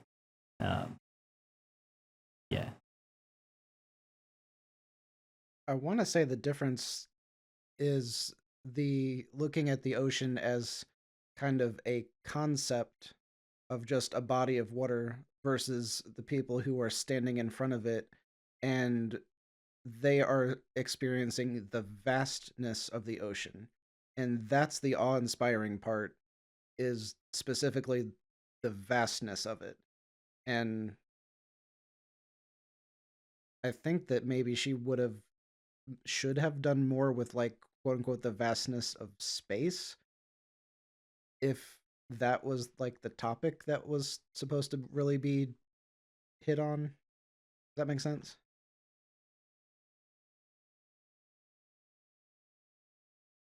Yeah, I mean, that could be the association. Yeah. It's tricky though, like, you know, you get a little bit of the logistics of it with Olive coming back, but yeah, I think that Mandel is just not particularly interested in... I'm just thinking about Station 11. I think she's more interested in the way that life becomes artificial in space, more so than she is about space itself as a concept.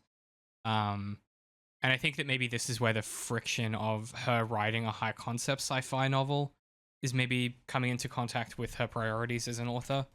Because, like, yeah, it is, now that you've said it out loud, Darth, it is a bit of a missed trick. If we got, like, scenes from Zoe's perspective about traveling to Alpha Centauri, perhaps her inner thoughts would have gone to something like that, you know? Man, I would love the the sequel novel that's just Zoe's perspective and just like living a life out there. That'd be like so cool. Yeah, that would be cool. If for those interested in that kind of concept, I would recommend Citizen Sleeper. Is a video game by Garrett Damian Edwards. Very, very good. Similar kinds of concepts that this explores about like capitalism and time and things like that. And is set in a really interesting cyberpunk space setting. Highly recommend. Yeah, I think that you're right, Darth. There is a missed opportunity here for him to maybe think about the way that he thinks about the ocean versus like space, but then also like he's such a literal guy that I'm almost not even sure Gasperry is capable of that kind of metaphorization. Like I think he looks at the ocean and he goes, "Well, I feel nothing for this because it has no place in my life." He doesn't look at it and go, the awe of the size of reality. Like to him, it's also all compartmentalized and logically compartmentalized under this question of, are they living in a simulation? So maybe he's not even capable of feeling awe anymore because it's all just the same. I think there's also that aspect. And he hates it. Dude, he hates it so much. The ground was too soft. Branches caught at his clothes. He felt assailed from all sides. It was a sunny afternoon, but it must have rained that morning. Ferns pulled wetly at his legs. His shoes were less waterproof than he'd thought. Like, he's just having the worst time. It's great. And he he grew up on the moon, right? Yeah, on Colony 2. Yeah, on the same street where Olive Lewin lived, but 200 years later. Yeah, so I mean that's really interesting because like for the most part, any other story is going to take this instance of him looking out, and this is the first time that he's seen like anything big. Does that make sense? Like his town on the moon is only X miles wide. He can only look outside the dome and see X miles because the moon is nowhere near as big as the Earth. So this would have been like the biggest thing that he's ever seen, and he doesn't react to it whatsoever. Every other, story would have had, the character's mouth dropped open in awe as he stood there, Well, I think that's kind of what I'm saying about the thing about like it's not inherently primordial. It's like I feel like maybe it is, but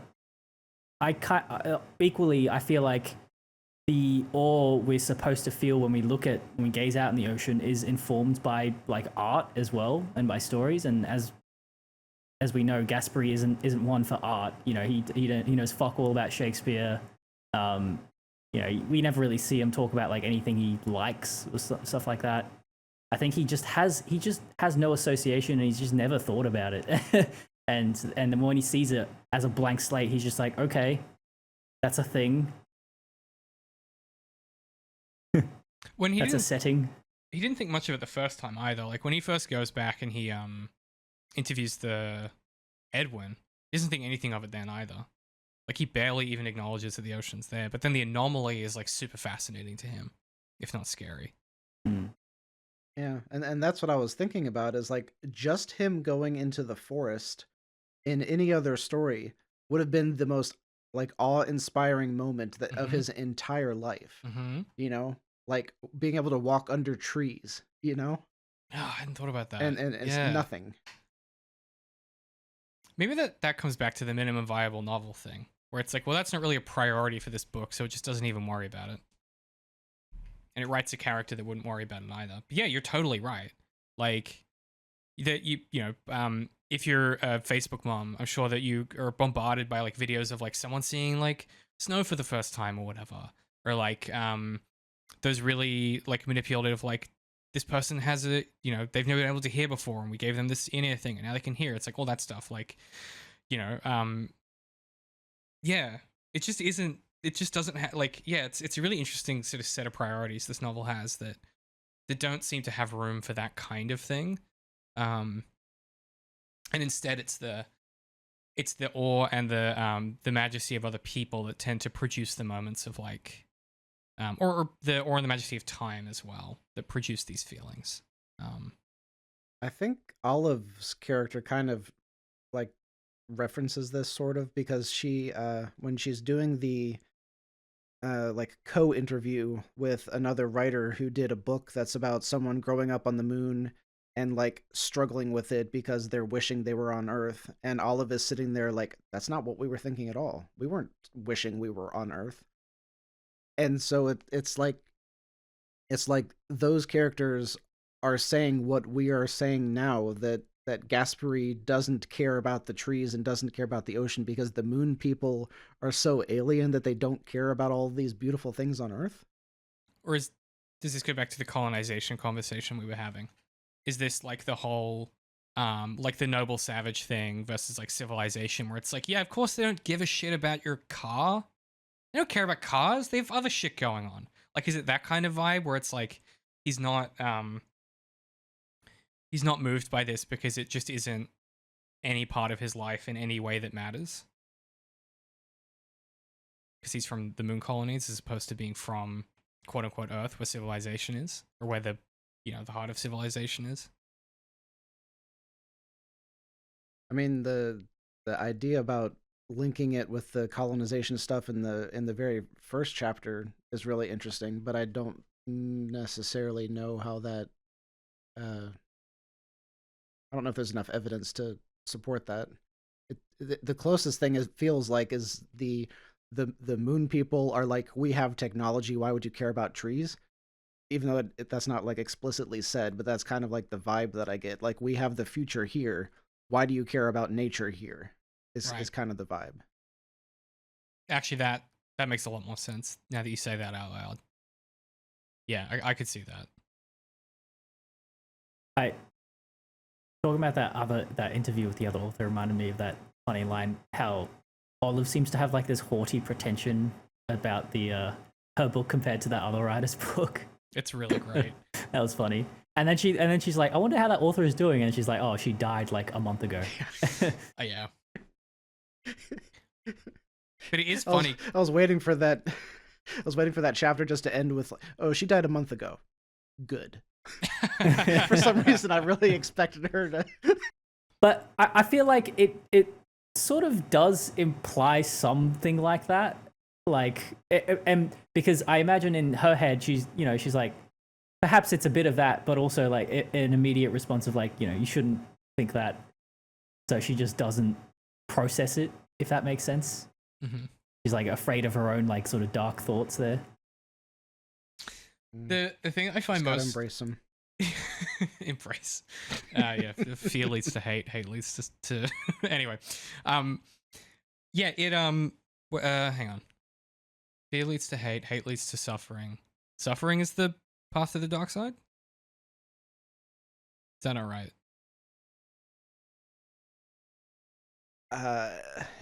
Anger leads to fear. Fear leads to hate. Hate leads to suffering. Come back to me in 10 minutes. Yeah, it's like suffering I something, should know something this. the dark I side. do know this. Fake fan. I got him. Mm. We got him on tape. Palpatine to Anakin is just, hold on. I remember this. Yeah, give me a sec. They're at the theater. Give me just hold on. I do remember. Do you Shit. remember the story of Darth Plagueis? Do you remember? Because Having... I don't. Give me a minute. He was a guy in that place. You know the place at the time. There's actually really funny rewriting Star Wars as just normal people instead of like, a Shakespearean space opera. Very funny short side story, but I joined some Discord. I don't even remember like what it was, and like when people were saying hello, I for some reason just started quoting the Sith Creed, and someone else started saying the next line back to me.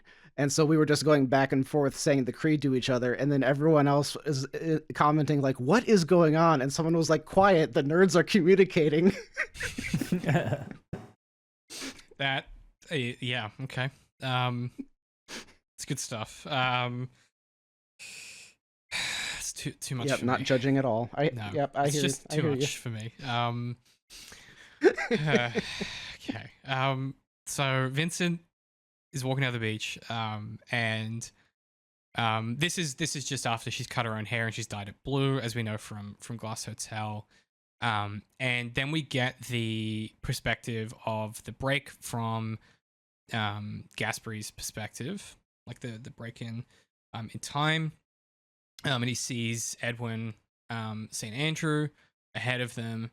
And then he like starts to actually, this is where he starts to realize that maybe reality's fake. And he's like trying to convince himself that everything he's feeling is real. And he describes it as feeling, the line that I really gravitated towards is, it's one thing to know in the abstract that one moment might corrupt another moment. It's another to experience both moments at once. It's something else again to suspect what it might mean. Vincent was staring around wildly, but Gasperry was crouched low and she didn't see him. He closed his eyes, sank his hands into the mud, and tried to convince himself that the cold water seeping through the knees of his pants was real. And I love the detail as well that he's crouched. So this is the Mandel shit that I love. So he's crouched down. So he's in the anomaly, but he's crouched down so no one else sees him. But he's in there with her. And so St. Andrew doesn't see Vincent because he's ahead. Gasperry, when he's Edwin, when he's walking forward, doesn't see Vincent because she's behind him. Vincent's camera goes on the fritz, so it doesn't see her. She's not alive to interview about the incident, so can't confirm that she saw Edwin in front of her. And then future Gasperry, when he's playing the violin and sees the anomaly, doesn't see past Gasperry because he's crouched down out of sight.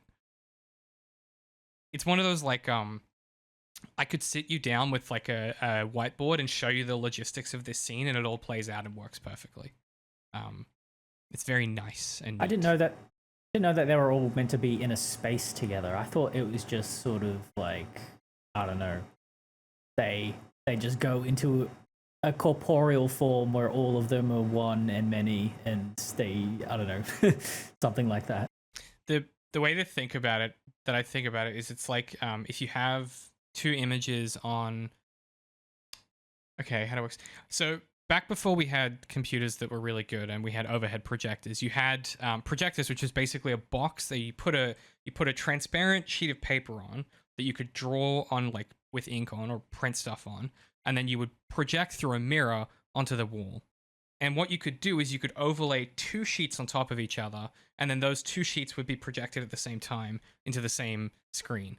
That's kind of how I think about this glitch, is that it's like all these moments are superimposed on top of each other, but centrally located on the corridor on the airship. And so Edwin, as he's walking down the beach, is walking along the airship, down the beach, and Vincent's walking down the beach on the airship behind him. Gasperry's crouched. I'm doing this like the other, sorry. So Edwin's here walking ahead, and then Vincent's here walking behind, and then our Gasperry that we're just experiencing is crouched down here. And then future Gasperry is up on the gantry looking down on the scene. And then dumb shit future, so like violin Gasperry's up here. And then dumb shit future Gasperry is walking this way toward the violinist. And he turns his back to look up at the guy and misses the whole anomaly behind him. So it's all superimposed onto this one location. But all these spaces are in the same place at the same time. Mm-hmm. Does that make sense? It is really hurting me that you're describing this like ancient technology of projectors, and that's what I grew up with in school. Well, it's saying, well, no, so did we, but it was the only thing I could think of to be like, what's the best analogy for this? You had those when you were in school, right, Pat? Yeah. Yeah. Okay. Cool. Whew. Near miss stuff. Could you imagine if he was like, I don't know what the fuck you're talking about? Yeah, because it's all touchscreen TVs now. Yeah. But yes, that is that's what's happening logistically. So yeah, I think that you can read it the way that you were describing, Pat, or you can read it as metaphorical. But I think that Mandel is being quite literal in the orchestration, because that's the funny thing about future Gasperry, the first time on his first trip, because he's so bad at this, is that he misses the anomaly completely because he's looking up at the gantry himself playing violin. Yeah, that's funny. Yeah, it's great. Which, I mean, okay, let's give the idiot the benefit of the doubt here, because nobody knows where it is.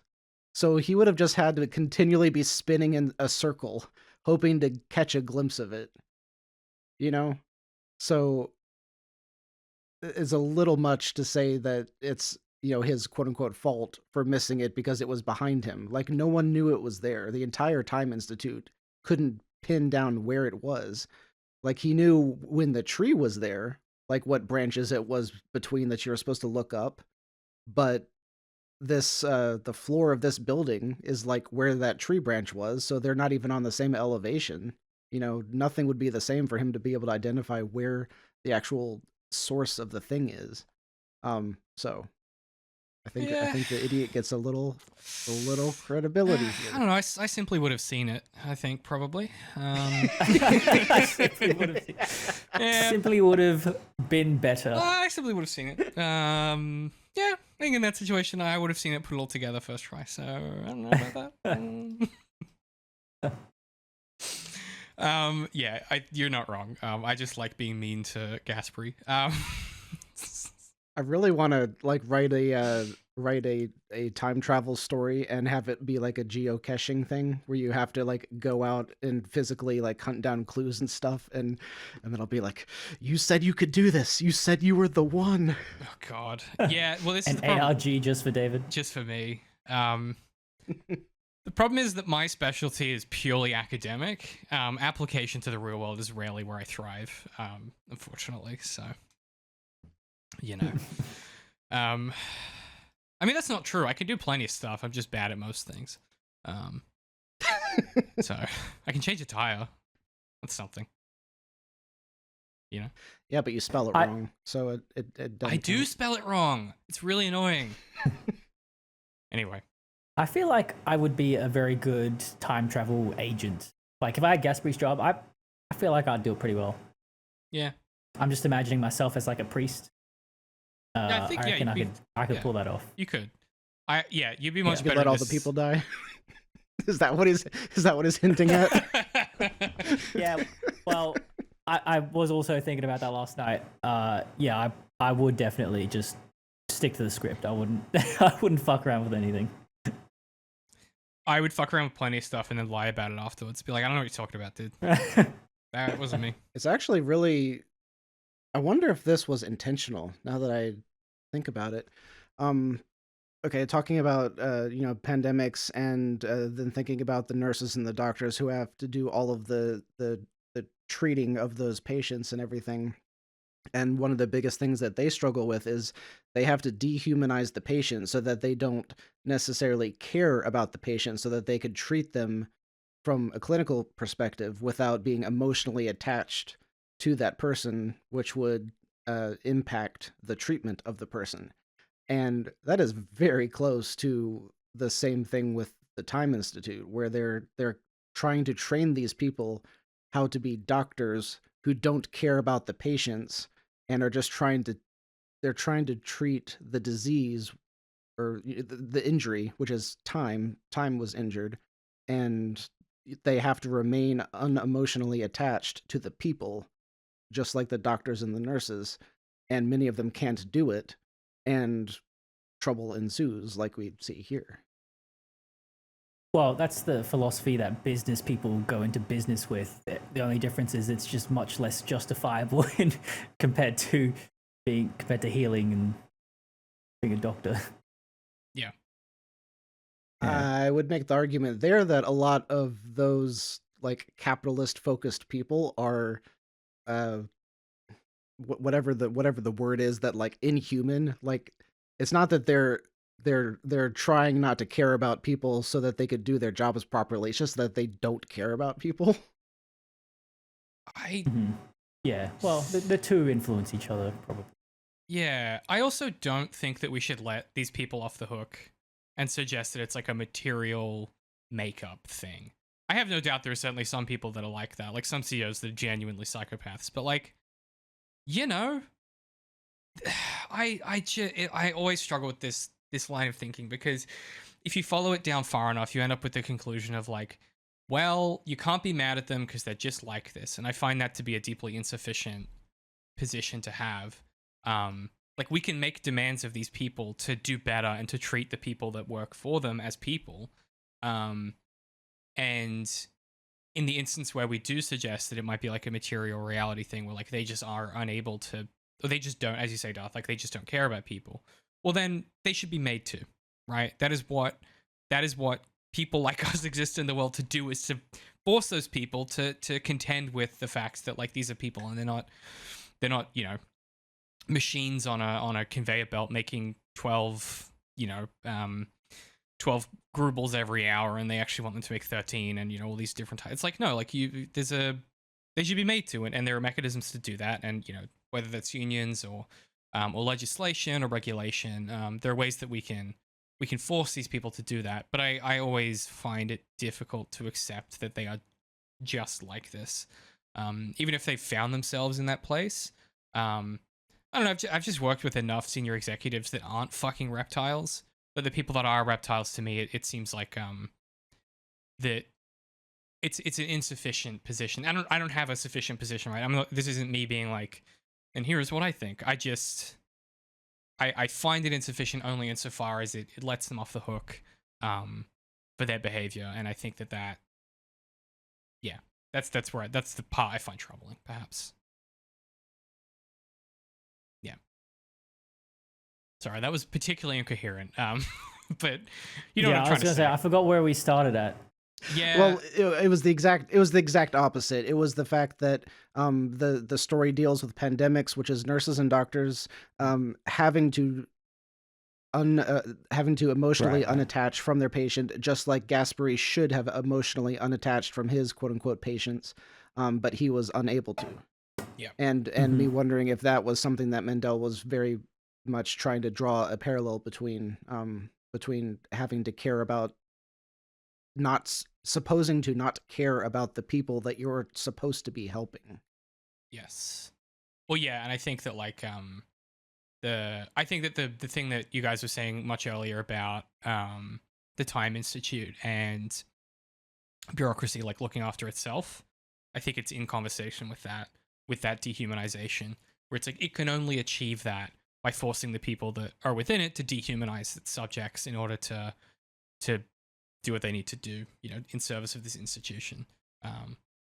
Which is perhaps closer to Pat's point about business than your point about, you know, physicians. The physician thing is interesting though, because like that's, you know, the flesh and electricity argument, right? Which is like, ultimately, some people believe that to be a good doctor, you have to view every patient as flesh and electricity. That, you know, is a fairly outdated perspective on like patient care and patient perspective, and you know, the sort of modern framework is certainly about lived experience and taking your patients seriously as people, because they can articulate things that, you know, numbers from a test never can. And it's again one of those increasing rifts in a space that we see. It's probably maybe more present, that rift, in like the therapeutics, like psychology and that space than perhaps in actual medical treatment. But there is certainly a rift in that space as well. With, you know, as you say, people that treat them like their pure anatomy, and then people that treat them like people. To nail down more specifically, looking at the nurses who are working in like the emergency or end of life sections of the hospital, like they are getting to know people who are going to die. Like they know that, right? And it's the same thing with the Time Institute travelers. They are getting to know these people. They spend years researching to know everything about these people who are going to die. And so both groups of people have to learn to protect themselves emotionally from the natural depression that would ensue as a result. Gotcha. Yeah. Yeah, I think that's a pretty coherent reading. Yeah, I think that. Yeah. So it's like more complex hospice, basically. Yeah. Except really the time is the patient, and everyone else is kind of ancillary to the problem. Mm-hmm. I completely just got reminded now of Zoe's backstory about how she like supposedly fell in love with someone from the past, and that like, yeah, not ruined her career, but like certainly complicated it. Yeah. Yeah. Or I don't know if fell in love, but she certainly got attached to someone in the past. Yeah. Yeah, and there was, I don't know if it was that same person that they kept talking about someone who got who escaped into the past by like digging out their return home button from their arm and was just like living in the past. And I kept thinking like that's that's like the mom that supposedly drowned or something. Like that was going to be someone important that like kicked off everything. And we never figure out anything. Yeah, I did keep expecting that to be someone. But again, that's what I like about this book is it's willing to have these like loose threads that don't. I think had that there's a couple, we've talked about a couple of examples already of these kinds of things. If everything was completely solved by the book, I think it would reduce the question of is this a simulation and does this matter so dramatically that I think it would almost become uninteresting to me. Mm. Yeah. I'm also really interested in the Time Institute and like what are they doing, because it almost seems like they're policing events. They're policing people who have gone back and created trouble, but they are the only ones who can let people go back. So what was the initial thing that they were sending people back to do? Mm-hmm. Does that make sense? Yeah. We don't know. And Well, so it might be what you were saying earlier, Darth. They might have been setting up things to have the Time Institute eventually, exist and to be powerful and have a lot of resources and stuff like that. Well, what I'm wondering is the outer colonies time travel would affect this time on like it would affect stuff on Earth. So the Time Institute, all of the things that they're going back and trying to repair, and like it mentions like one person, having like 37 instances that screwed up time. And I'm like, those could all be Outer Rim people who are traveling back and trying to set up their bank accounts to make their future selves rich or something. Like our Time Institute on Earth could be fighting the Time Institute in the Outer Territories, because we don't really know what they're fighting against that keeps causing all of these problems. Mm-hmm. I've seen Terminator 2. I get it. I understand. Yeah, I was gonna say I've seen Looper. Yeah, I get how that it. Works. Yeah.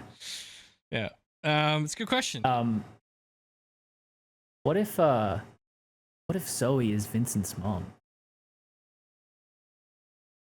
And the reason she disappeared is because she had to go back. She had to go back to the Institute. And she's about the same age as Vincent's mom when she disappeared. What, 36, I think, was the age? It was, yep. Film theory. Yeah. That would be so fucked. Yeah.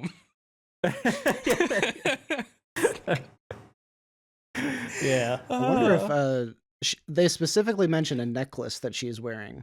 Yeah. I wonder if we could find a reference to that necklace in Glass Hotel. Oh God! Someone please do that. Oh. Yeah, go read that book again. Come back. Let us know in the comments. That would make me so mad. Please do it just to make David mad. Yeah, I feel that's the kind of thing Somerville would do in his adaptation of this book, and I would be sitting here being like, yeah, it's actually a really artistic choice. It's a really good adaptation. Yeah, choice. so I started reading Station 11 the other day, and it made me realize how much of a different voice Patrick Somerville brought to that show. Yeah. Yeah, big time. Yeah. Very, very different, but different but serving the same purpose, I think. Yeah. He still understood the assignment, but he was like, it ain't gonna be the same. That's okay. Yeah, not everything has to be the same. Yeah. Okay, two details that I want to touch on before we wrap up. So Gasperry ends up in prison. So yeah, we already talked about the Morella sequence where he, Ephraim takes him back to the past. And he's in the cell, and he has scratched into the wall of the cell. I'll just read the paragraph. No star burns forever. Gasperry scratched the words on a wall in prison some years later, so delicately that from any distance at all it looked like a flaw in the paint. You had to get close to see it, and you had to have lived in the 22nd century or later to know what it meant. You have to have seen that 22nd century press conference, the president of China on a podium with half a dozen of her favorite world leaders arrayed behind her, flags snapping against the brilliant blue sky. And this is the moment where I was like, this is really clever writing. So obviously that phrase is the same phrase that's in the cell when Jonathan Alcides goes to prison. And do you guys remember where else it's from? Ooh. Is it in the comic? That's a good guess. This isn't a bit. I've forgotten where the other place. Oh, okay. This wasn't me doing a trick. I've forgotten also. I've got it written here. It's the opening of No Bad Chickens. Hold on.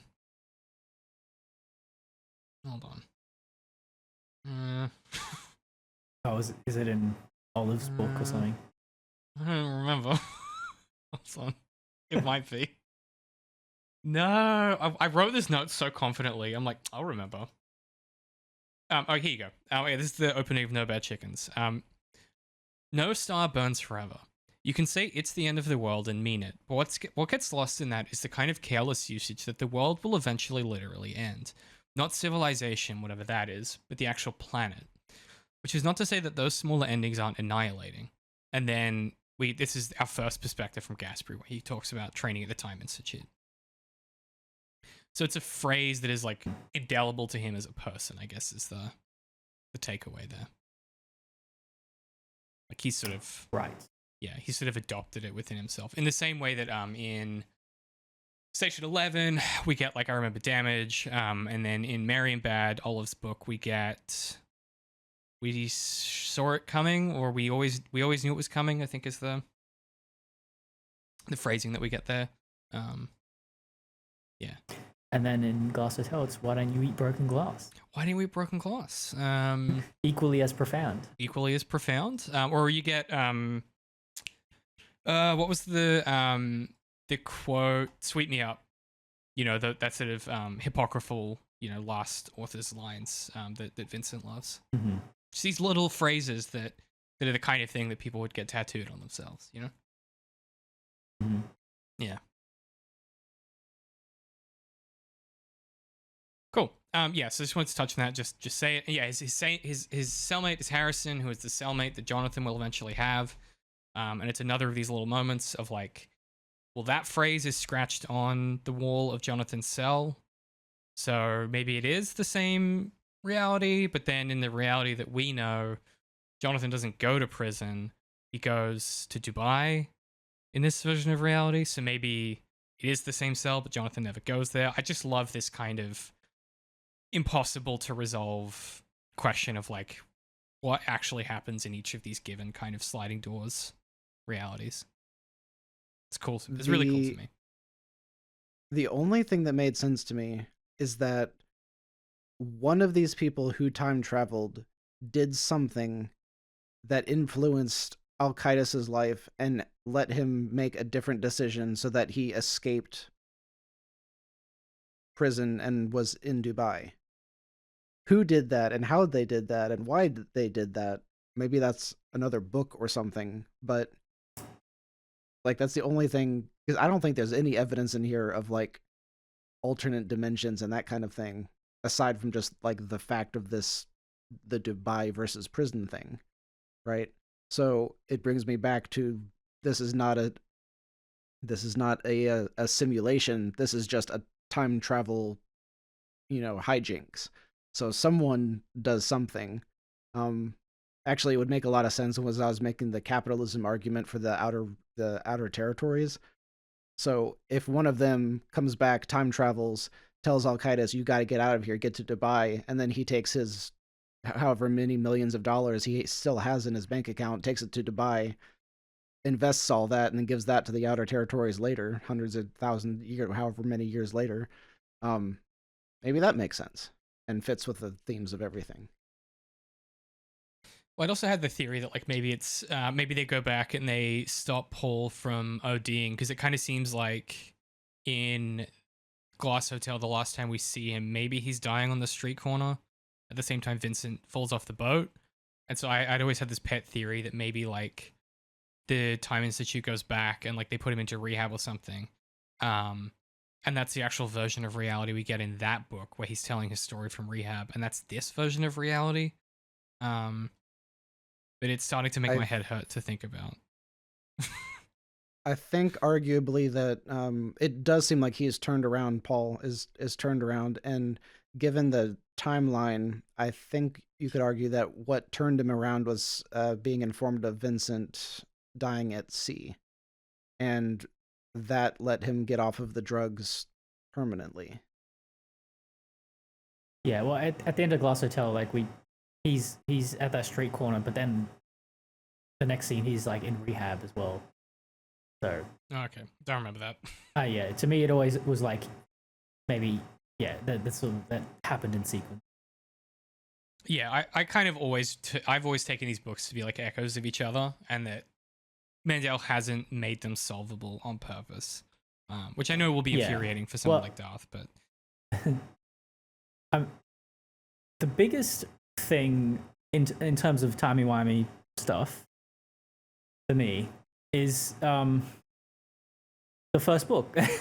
Glass Hotel and Sea of Tranquility, okay, I can see the connections there, but like Station 11 is seeming more and more disconnected, right? Like it's like a pretty big change of the whole world, and it seems so, given that it's in this trilogy, it sort of implies that like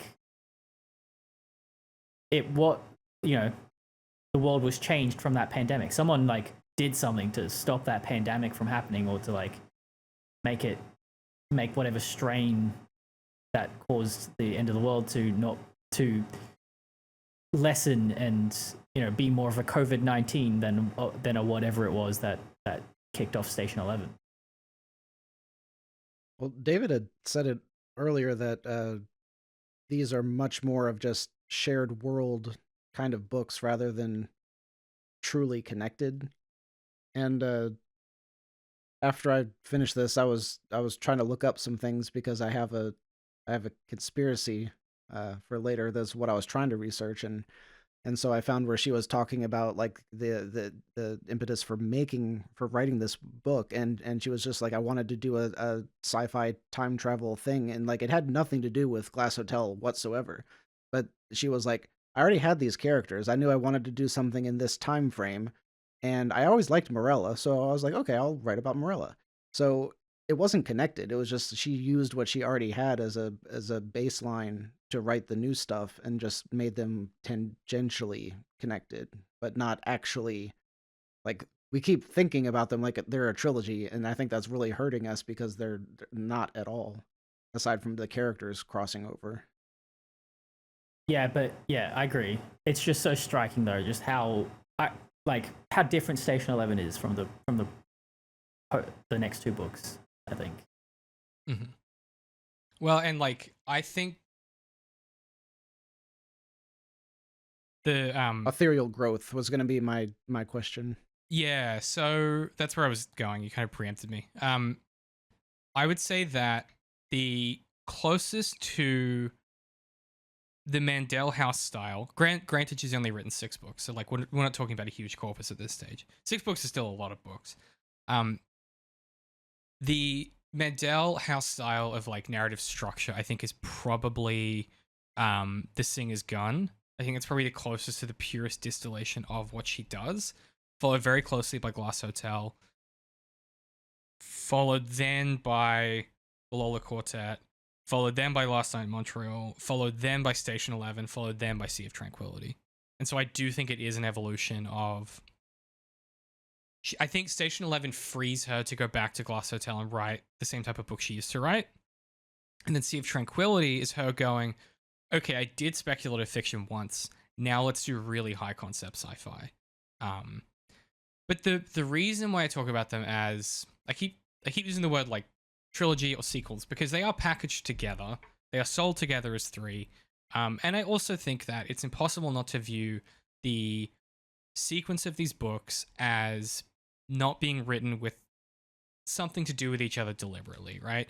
These all follow within about the same sort of 8-year period. They deal with a lot of the same themes and ideas, even if they are narratologically treated separately described separately by the author. I also don't know that we should take her word for it that they aren't playing with these ideas and moving these concepts, because it's a very compelling marketing idea to say, oh, it's just a book that has these characters I like, and like you don't have to read the other one to be able to buy this. Like there's reasons why you might say that aren't necessarily conscious reasons as well. So I just find it a productive line of questioning to start to think about like, well, okay, like what could that mean for this story and for these other stories, and how can we put them in conversation? You know, that's the method paying off for me is the ability for us to have those conversations and to occasionally go, okay, that rabbit hole took us nowhere. Like that turned out not to really be anything. But I think it would be a disservice to the careful reader to not at least try and extract some of this and put it in conversation with the themes of these other books, because you know I think about The Singer's Gun, as I said before, the purest distillation of these ideas, and that book contains some characters that end up all the way in Glass Hotel. Like, and that was a different publisher, you know, 10 years prior. She was in a different place in her life then, right? You know, that was before she was married the first time, before she had a kid. So like, I also think that there's the author in me finds that the notion that these aren't related, I find that to be an insufficient kind of argument, because they clearly are.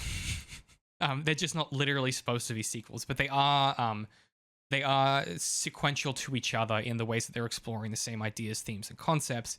They're just not narratologically sequels, even though they also kind of are. So I think it's a both and type situation. And I find the description of them being completely separate to be quite deflationary. And to be like, you know, like far less interesting, just to be completely honest with you. And this is just, I was saying this to Eric the other day. I found myself lately, I'm becoming much more of a theory guy. You know, it's definitely like an application guy for a long time. And I'm sort of swinging back to being a theory guy. And I find this stuff far more interesting than going, what's literally the thing she's saying? And instead looking at the works themselves and the texts themselves and putting those into practice with each other. So I agree with what she's saying. I just don't know that you have to assume that that's necessarily true or mean that that's the only true and productive way that you can read and understand these books. Yeah, and I guess it's worth pointing out that when most people talk about a quote-unquote sequel, there's a really strict definition to what most of us consider a sequel to be. I'm sure that there's some stories that we could probably rip off the names of, and people would be like, it's in the same world and it's got the same characters, but it's not a sequel. I mean, like The Hobbit and Lord of the Rings, like a really good example. I started to say Lord of the Rings, but I didn't want to have to defend that because I didn't have a firm grasp on it. But anyway, so yeah, I can definitely get behind your argument that but I'm also seeing, you know, it's not a sequel in the traditional sense, which is what we were kind of describing. But it was the book that came after and is connected in some fashion, so it is a sequel in that way. I love to be clear, I love the relentless like confounding of, you know, timelines and continuity and like characters. And saying that like these three books are sequels, like regardless of, you know, like how you feel if they aren't or are, but like it's a really cool corpus to have under your name as an artist, I think. Yeah. I think about that a lot. I'm like, she must be so proud of how these books turned out. They are so tremendous, and I've saved this to the end because I just thought it was really funny.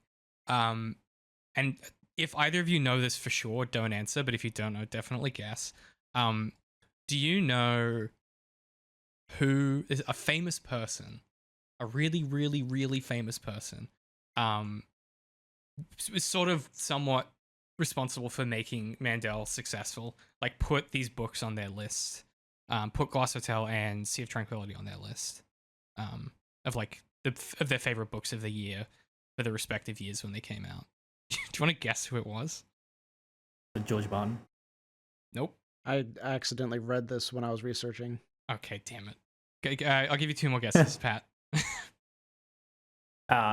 Stephen King. No. My first guess was going to be Ewan McGregor, and then I remembered that I had read the answer. Yeah. Okay.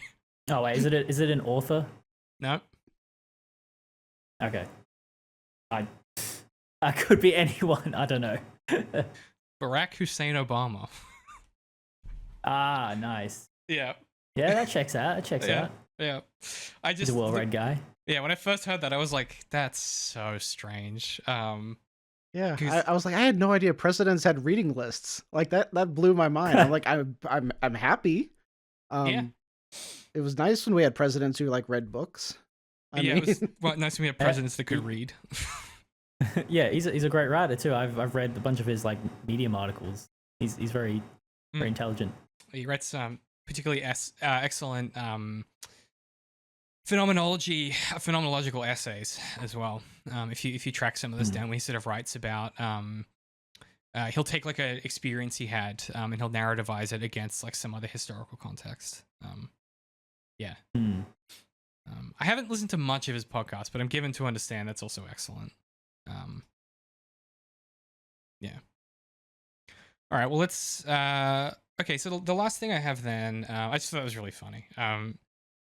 So Zoe saves him, and he ends up on a farm, and we have that excellent, again, deeply moving. I don't want to read it because I'll get emotional again, but yeah, when he realizes that like he just didn't understand what his sister was saying, and that he needed to literally go next door was so funny to me. Like, it was one of those like beautiful. Yeah, it's funny's not the right word. I was very, very emotional about that, but yeah, I love it. I'm trying to think of the exact line, but yeah, it's fantastic. And he marries Talia.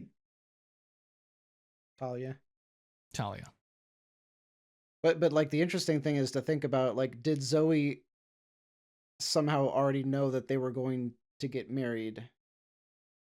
Or was she just trying to say, like, there's literally a friend next door if you go talk to them? The way that I read that is this new time institute or this new party that Zoe works for is like trying to undermine the time institute. And so the way I read it is that Zoe saved Talia from the consequence of leaking the classified information and placed her on this farm with the knowledge that eventually she placed Gasperry here. Like my understanding is these things happened roughly contiguously from Zoe's perspective. Like this was always the plan. Yeah. Okay. Rephrasing my question. If Zoe knows that her brother's an idiot, and if she is trying to tell him, hey, your wife is next door, you need to go meet her, then she should have just said that out loud versus just, hey, go meet the neighbors, is more like, oh, I put someone you know next door, so go meet your neighbor. Right. You know? But, okay, how do I explain this? Zoe's really smart, and so what she says to him, she thinks is a really dumbed down version of what she would normally say. And what you're saying is she needs to dumb it down even more, but that wouldn't occur to her because she's too smart. Like, okay, you and I have had this same. We've had this conversation. You and I need to have this conversation. We've had this like 50 times where I'll say something and you'll be like, huh? And I'll dumb it down again and you'll be like, what are you talking about? Yes, this is the Darth David dynamic at work. But I mean, I feel like you could also justify it in other ways. Like, Zoe is probably very experienced and sensitive to time, to to destiny and fate, and she understands that there's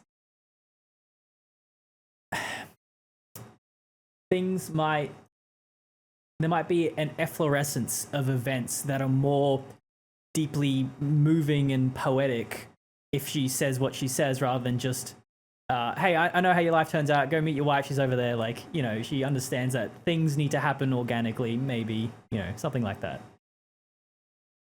Yeah. And that left me with, I know it's not the point of the book at all, but it left me with the thought of like, would Gasperry have tried to undo everything? Because like, if he just doesn't go play the violin, what happens? Mm-hmm. Because like, they talk about how time seems to repair itself, so assumedly all of this just goes away. Zoe doesn't get sent to the Outer Rim. Talia doesn't have consequences. Gasperry is still working at the hotel or so. I don't know. But it's like it never occurred to him, and he's like, once he figures out that he caused the problem, it never occurs to him that he could maybe uncause the problem if he just stops himself from doing the thing. But again, like I said, I know that's not the point of the story, but it did pop up that a lot of other stories would do this. I think you maybe do yourself a disservice to suggest that it's not the point of the story, because I definitely think this book is thinking about that, right? Like the phrase that we keep coming back to from Glass Hotel is, it's possible to know something or not know something. Paul, to get his life together, all Paul has to do is get his life together. Do you know what I mean? Like, there's a way this book is able to look people in the eye and go, yeah, it's actually really hard to like change your fate sometimes. And it's actually really hard to not do the thing that you think you're supposed to do. But also I think for a character like Gasperry, he just wants to see this thing through. Like, when he does this is the other thing, is if he does this, and again, this is what I love about where the book ends. It doesn't give you resolution. If he goes to the airship terminal and the anomaly is fixed, does time travel just disappear forever? Does it just stop working because the anomaly doesn't exist, and that's what was letting time travel happen in the first place, right? Like that to me is, I didn't think of that, because that's the juice of the squeeze of thinking about this book is like, well, yeah, like is this glitch the thing that caused time travel, and does that mean that time travel isn't real? And never existed in the first place, and there's just these anomalies in history, And is this Mandel playing with that idea of, like we talked about last episode, people reporting to see celebrities and photos from like, the 50s or from like, the 1800s, like that kind of thing. I reckon there's also, I can understand Gasperry's motivation to complete the cycle. I mean, there must be something deeply satisfying about like, just about understanding that, like, you can. I imagine there's no pressure at the point where he's at when he changes his face and turns into Alan Sammy. He's like, yeah, okay, I see where things are going. I could stop it, but like, I don't know, why would I? Like, there's something comforting in knowing your fate and knowing that you can keep things on its course. I imagine it's the same motivation that Lars had in the Futurama episode where, after Fry gets his face changed or whatever, he's like, oh, I'm that thing that like completes the cycle. Okay, then and he becomes much more carefree and happy, and he doesn't have like the pressure of trying to steer fate or whatever, But this Gasperry is at the end of his life, which arguably would be the reason that he doesn't care about trying to change anything. Yeah, there's definitely a bit of old person doesn't give a fuck anymore energy, yeah. Well, also he got his happily ever after. Like he got, 20 years of marriage and peace. Aside from his wife dying. Well, that's always, that's life. That sounded way more callous. Which was, yeah, it was. Jesus. Wife dies. That's life. Your wife dies sometimes, dude. It happens. Yeah. Yeah, just move on. Oh, big tough guy. Your wife died. Stop whinging about it. Get back to work. No, but like, he's made peace. We do need to point out that sentence in the book though, because that hit me hard. Oh yeah. Yeah. Here you go. When he realizes who he is, that he's like the violin player, and then he's like, "Oh, that means that my wife is going to die before I get to play in the airport." Yeah. It's 3 pages and it's devastating. Do you have it, Darth? It's 8, 9, 10. Well, yeah, but it's devastating. I'm not going to read it. Fine. Jesus. Why do I have to do all the hard stuff? Okay. Okay. My only rule today is I promised myself I wasn't going to cry. We've had 2 near misses. Hopefully this will be fine. We were married within a year, Talia and I. And when Clara and Mariam died, they left the farm to us. This, I found myself thinking in the years that followed, are nights when my wife and I played the violin together, when we cooked, when we walked in our fields watching the movement of the farm robots, when we sat on the porch watching the airships rise up like fireflies on the horizon over Oklahoma City. This is what the Time Institute never understood.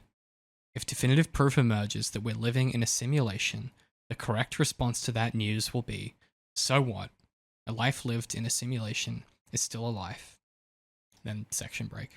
A countdown had begun. I sensed it in the background of all my days. Sometime soon, I knew I would move to Oklahoma City. I was scheduled to begin playing the violin in the airship terminal by 2195. I knew, because I remembered the interview, that my wife was going to die first. 10. Quietly, in the night of an aneurysm, when she was 75. When Talia was gone, I sat alone on the porch every night for a while, watching the airships rise over the distant city. My dog Odie lay beside me, head on his paws. At first I thought I was putting off moving to the city because I loved the farm. But one night it hit me. I longed for those lights. After all this time, I wanted to be around people again. I'll take you with me, I told Odie, who wagged his tail. You fucking kidding me, Emily? Come on, man. Okay, so can we get a special Patreon tier that is DC McNeil narrates a book for you? I think that's called stealing. If I narrate someone else's whole book.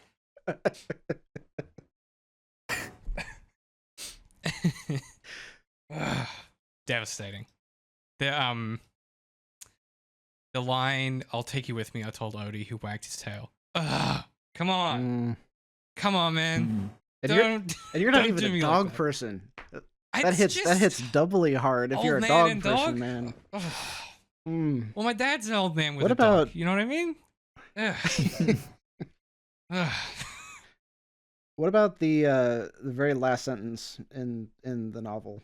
Hang on, we're not there yet. Hold on. Okay. The other piece, the other bit I wanted to read was, where is it? I closed my eyes. All this time it had been me. Vincent and Edwin had seen the anomaly because I'd been with them in the forest. I must not have been close enough to Edwin to see it myself. That first time in 1912. I finished the lullaby and heard Gasperry's applause.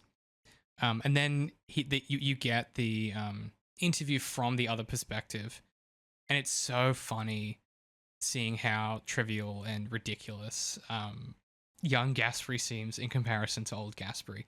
I really love that that contrast.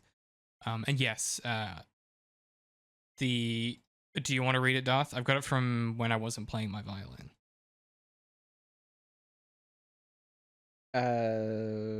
No, continue. Hang on. No, just go back like 2 sentences. It's after he says, I play in the airship terminal. Just from there to the end is what I've highlighted. Okay, I'm on starting 13. Mm-hmm. How many paragraphs forward is that? It's not quite. Okay, go to the end of the book and then go back 3 sentences. I'm not sure why this is so difficult. The sentence starting with when I wasn't playing my violin. When I wasn't playing my violin in the airship terminal, I liked to walk my dog in the streets between the towers. In those streets, everyone moved faster than me. But what they didn't know was that I had already moved too fast, too far, and wished to travel no further. I've been thinking a great deal about time and motion lately, about being a still point in the ceaseless rush. Very good. And at that point, I went right into the notes and acknowledgments, because that was not the ending to a book. It's so great. This is the real, how would I describe this? This is the kind of ending that I would write, and that Darth would be like, you forgot to end the book, buddy. Yeah. There was an essay that I wrote. It was that one about the bridges, and like the river and The Walking Dead. And I vividly remember your comment on the script being like, you forgot to end the essay. And I was like, no, that was where I ended it on purpose. The first time I read this and I turned to the notes and acknowledgement, I went, okay, and then I opened it back up at page 1. I just started reading again. Like I didn't even get up. It's just such a severely captivating book. Yeah, I love that last sentence. And you know what it is? It's the modification of lately. I've been thinking a great deal about time and motion lately, about being a still point in the ceaseless rush. Like, come on, like, you know what I mean? It's like, man, I keep saying it, but she can do the damn thing. She can write a goddamn book. If you like this kind of thing, I really, really highly recommend The Singer's Gun. It is filled with sentences like this and sort of micro endings to ideas like this. It's one of my favorite Mandel books, I think. I think it goes Station 11, Sea of Tranquility, Singer's Gun, Glass Hotel, Lola Quartet, Last Night in Montreal. I had to rank them. Damn, Glass Hotel all the way down there. The other ones are just that good. It's so. Glass Hotel is my favorite, I think, out of the 2 that I've read. Okay. Out of the 2. Well, my power rankings. People hate Glass Hotel, dude. People fucking hate it. They're like, I don't understand what this book is about, why it exists, it's really boring. And those people are cancer to to me and my homies. Yeah. Okay. Are y'all ready for my conspiracy theory ending here? Mm-hmm. Yeah. I was convinced that the notes and acknowledgments were still somehow part of the story. And I was going back.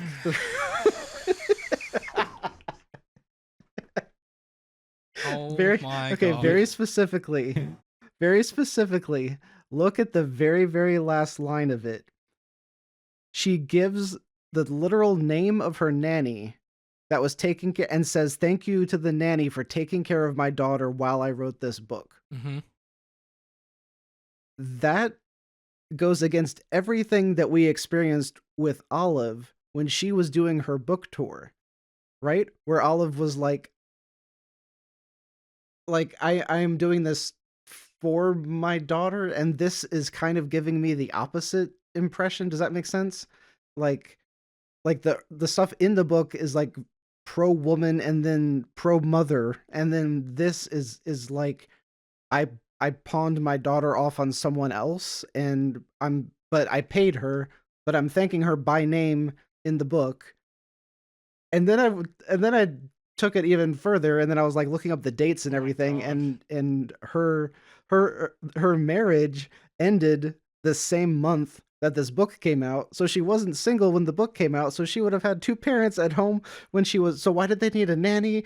And so I spent like an hour like trying to figure out if this was like mysteriously tied in with the rest of the book somehow.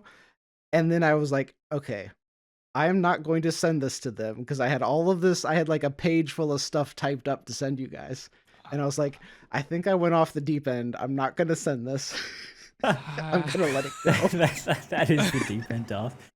Darth goes outside and sees a hotel made of glass, and he's like, "The ARG has begun." You know what's also really funny is you could have just read the acknowledgements from Glass Hotel and disproven that immediately, because the last sentence in that is her thanking Michelle Jones for taking care of her daughter. Okay, this is our my brother is an idiot moment, because I never thought of that. It's because so in the first book, Station 11's the first book that was successful enough that she got an advance that she could hire a nanny, in which she also thanks Michelle Jones. So I don't know what is happening. Ooh. Over there. No, because in the interviews that I read, her kid wasn't born until after Station 11. I might be wrong. Give me a sec. I have it here. But thank you, Michelle Jones. You made this book possible as well. What have we got? Maybe she, blah, blah, blah, blah, blah. To Richard Fawcett for anthropological assistance, to John Roston for the intel on the Mackinac Bridge, to my daughter and to Laura, my loves and companions. This could be a reprint, though. I don't know. It doesn't matter. We're not doing this, but this is like forensic fucking science that is not relevant. Anyway. Yeah, because then I was like, there was some character in some kind of movie that was like the Nanny Diaries or a TV show or something who was called Michelle Jones. Oh my god! And then I was like, oh, that must be a tie-in for this. So yeah, I went way off the deep end. All right. I was like, it's time travel. It's like all of this stuff, and it's got to be connected. You are exactly the kind of subject of study that David was doing when he was writing the Sherlock book. Oh, big time. Well, yeah, because he was in the forums at the time. So, oh, man. You gotta listen. If you haven't gone back and listened to our discussion of Sherlock, I implore you to. It's a real primordial cast of characters. It's very early days, Darth. It's very early days, David. But you'll enjoy the journey we go on together. Okay, that's everything I've got. Any closing thoughts? Well, just wanted to do a very quick roundtable of if anyone had any ideas for casting if these books were made into other TV shows. Not that I had a whole lot. In fact, the only one that I could sort of think was like, I don't know, Gasperry could be like a Nicholas Hoult kind of actor. Yeah, and Vincent's, I don't know, I actually don't have one for Vincent. I had Cara Delevingne for Vincent. Okay, yeah. You need someone, like that, yeah. Paul Dano for Paul. Because his name's already Paul. Okay, yeah. Listen, man, I got a smooth brain sometimes, okay? He'd be good, though. I don't know if he'd play good enough Junkie, though. Gasperry. Yeah, Gasperry, you want someone normcore. Nicholas Holt's exactly, good. Yeah. Or someone who looks like he's from like a different era. For old Gasperry, I would do John Hamm. Oh yeah, okay. Or maybe John Hamm for Ephraim. Edwin. Ephraim, yeah. Or is John Hamm better as Edwin? Maybe. I kind of want to insert Jacob Elordi as like as Edwin. Okay. He's the guy that plays the new Frankenstein. Yeah, okay. Yeah, he's got kind of a schmuck look to him. I'm looking at him. Mm-hmm. He's got the nose. Yeah, it's tricky.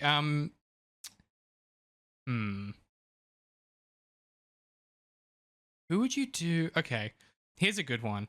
Morella. Ooh, Morella. You need someone French. Or French-ish. Yeah. I was just watching something with a character who would be perfect for this. Who's the actor?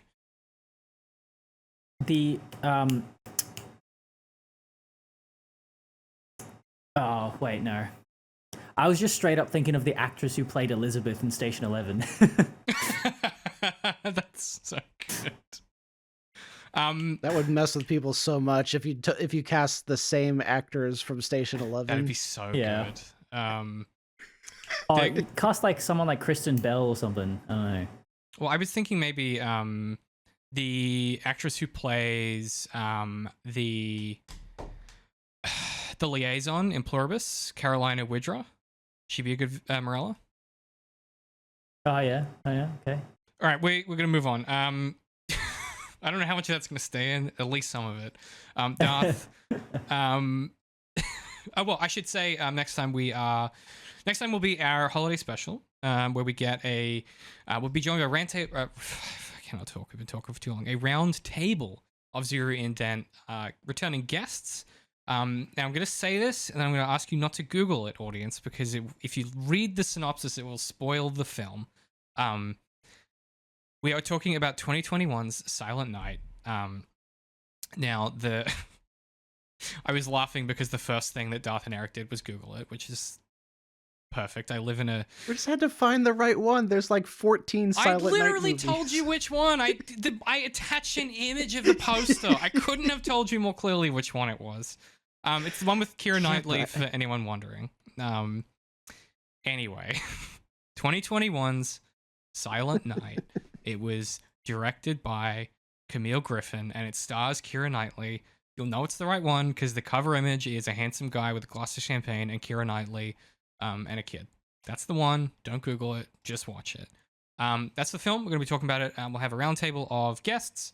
And it's such an interesting and weird film that if you go into it blind, it's an incredible experience, which is what me and Alex did back in I guess it was when it just came out. And I've never been more confused and surprised by a film. But yeah, we'll be doing that. It'll be a good time. So come hang out with us next time. Yeah. Darth pluggables. I know you got a couple new. I want to point out, Patrick. Oh, real quick, I'm sorry. I'm still thinking about the casting. I think Pedro Pascal would be good Al-Qaeda's. That's all. I'm not casting him in anything else. He doesn't need another check. Just get John Krasinski. I just needed to get that out. Sorry. Go ahead. God. Insufferable. I'm surrounded on all sides, guys. You guys don't understand. Yes, especially with what I'm about to say, because when you said holiday special, I had flashbacks because of the Star Wars holiday special that I did a video on recently, and it's good. Yeah, it's rough. Well, the special is bad. The video is good. Pitches for me. I'm still working on the wasted potential of the handmaidens that I had mentioned before. But I also started a very short one on the New Republic. Did they fail? ? Because the general consensus is in the sequel trilogy among the fan base is that the New Republic were huge failures. And I found an interesting reason as to why. So it was a couple-page script that I'll record directly after we finish this, actually. Oh. Did you read all the extra material on the Handmaidens? Because some of those stories are great. I for the most part, with most of my stuff, I try to stick to what the films present. Because if you start getting too much into the extended universe lore, then you've got 24 different novels that you now have to take into account. Because a bunch of the issues that I would say episode 1 did this wrong with Padme and how she's presented. Like if you just look at the movie, that's fine, but if you look at the novels, then they add all of this detail that Lucas absolutely did not intend when he did the XYZ in the film, right? You don't think that he had a backstory written for Sashay and Sabe? You don't think that? You don't think that he thought about Rabe in detail? Or Erite? Okay. Or Yane? You don't think that? I mean, I've always had high respect, but massive respect for just ripping those names out of thin air. Can I tell you that that's information that could be like that's space in my brain that could be used for anything else, and that Sabe goes on to infiltrate like the Emperor's palace, but then she ends up becoming sympathetic. Why do I remember that when I can't remember where I put my fucking keys? Do you know what I mean? I was gonna say, why do you know more about this? Like, have you read more Star Wars than I have now? I don't want to talk about it. I think you might have. Well, I got the e-tablet, and then it was just really easy. And then I found like an anthology collection that was like $10. That was like a bunch, and then I just have them now. Yeah, I'm living in a Star Wars panopticon week to week. Anyway, Sabe real one. Well, hold on. I'm reading the thing for Sabe on Google, and wait, where is it? During the Sabe's character was expanded in recent canon novels, revealing deeper aspects of her loyalty, skills, and even romantic feelings for Padme. Oh my goodness, I did not know about that.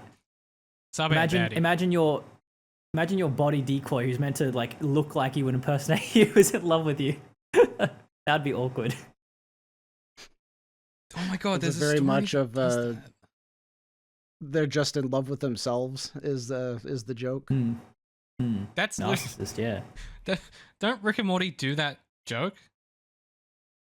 Do they? I was about to say I'm pulling it from something. Yeah, where like so Space Beth and Beth fall in love with each other for like a week. True, yeah. That's based on a film that I can't bring to mind at the moment. But yes. Okay, good stuff. That also feels like something Archer would do. To be fair. Oh yeah, absolutely. Yeah. Well, Barry and Archer look pretty similar, actually. Who? Barry, who turns into the cyborg. Oh yeah. Yeah. Yeah, good stuff. Okay. Pat, anything you want to plug? I know at some point I'm just gonna get you to send me the Alien Romulus audio and I'll just do that edit. But do you want to tell people where to find Method to the Madness? You can find us on YouTube, Spotify, SoundCloud, and Apple Podcasts. We have a website, amttm.com. Find all our socials and episodes there. We're on hiatus, but at some point we'll be back. That'll do it for this episode. Hey, we appreciate it. If you'd like to support us, you can head to patreon.com/zeroindent. Supporting us at the $5 tier unlocks the bonus episodes of this show, where we watch and talk about supplementary materials. The next thing on the Patreon feed will be my tier list of everything I watched and read and played this year. Just to give you a bit of a preview, we're talking about 42 films. We're talking about 25 books. We're talking about 6 games. Did not play a lot of video games. Read a lot of books though. So we'll be ranking them, and the boys will be judging me on my terrible taste and the things I chose to consume with my one human life this year. In the start of the new year, we'll try and do a tier list for the other two boys as time permits. And if it works and people like it, we might make it an annual tradition. Free Patreon subscribers gain access to the Zero Indent Patreon chat, where you can send us questions and ideas for future episodes directly, or just DM me on Patreon or on Blue Sky. Any support you can give us helps us keep making thoughtful, independent media criticism an important practice to preserve in an age where context is defined by algorithms. We appreciate all of our Patreon subscribers who help us continue to make the shows and articles that shape Zero Indent. If you can't support us, we appreciate a like, a comment, subscribe, whatever it might be, wherever you find us. That's how we get new viewers, and it helps the show grow and find more people that are like-minded. That'll do it for this episode. Join us next time for our holiday special, talking about 2021's Silent Night. And as always, it's just the end of the show. It's not the end of the world. Like they said at that time, like it was like that was like chastising you. It's like, well, you know, you should know that by now. Chill out. Chill out. I had just such a pessimistic thought. I was like, one day you're going to be wrong. Yeah. Yep. It's true. Probably someday soon. Zero Indent is an independent publication dedicated to studying works of genre fiction, brought to you by our subscribers. Head to patreon.com/zeroindent to learn more and consider supporting us. Our theme song is The Swan by Alon Peretz. Our podcast cover art is by Crystal Hatay. Everything else is written, directed, and edited by me, DC McNeil. You can find our merch and books at underink.press and everything we do at zeroindent.com.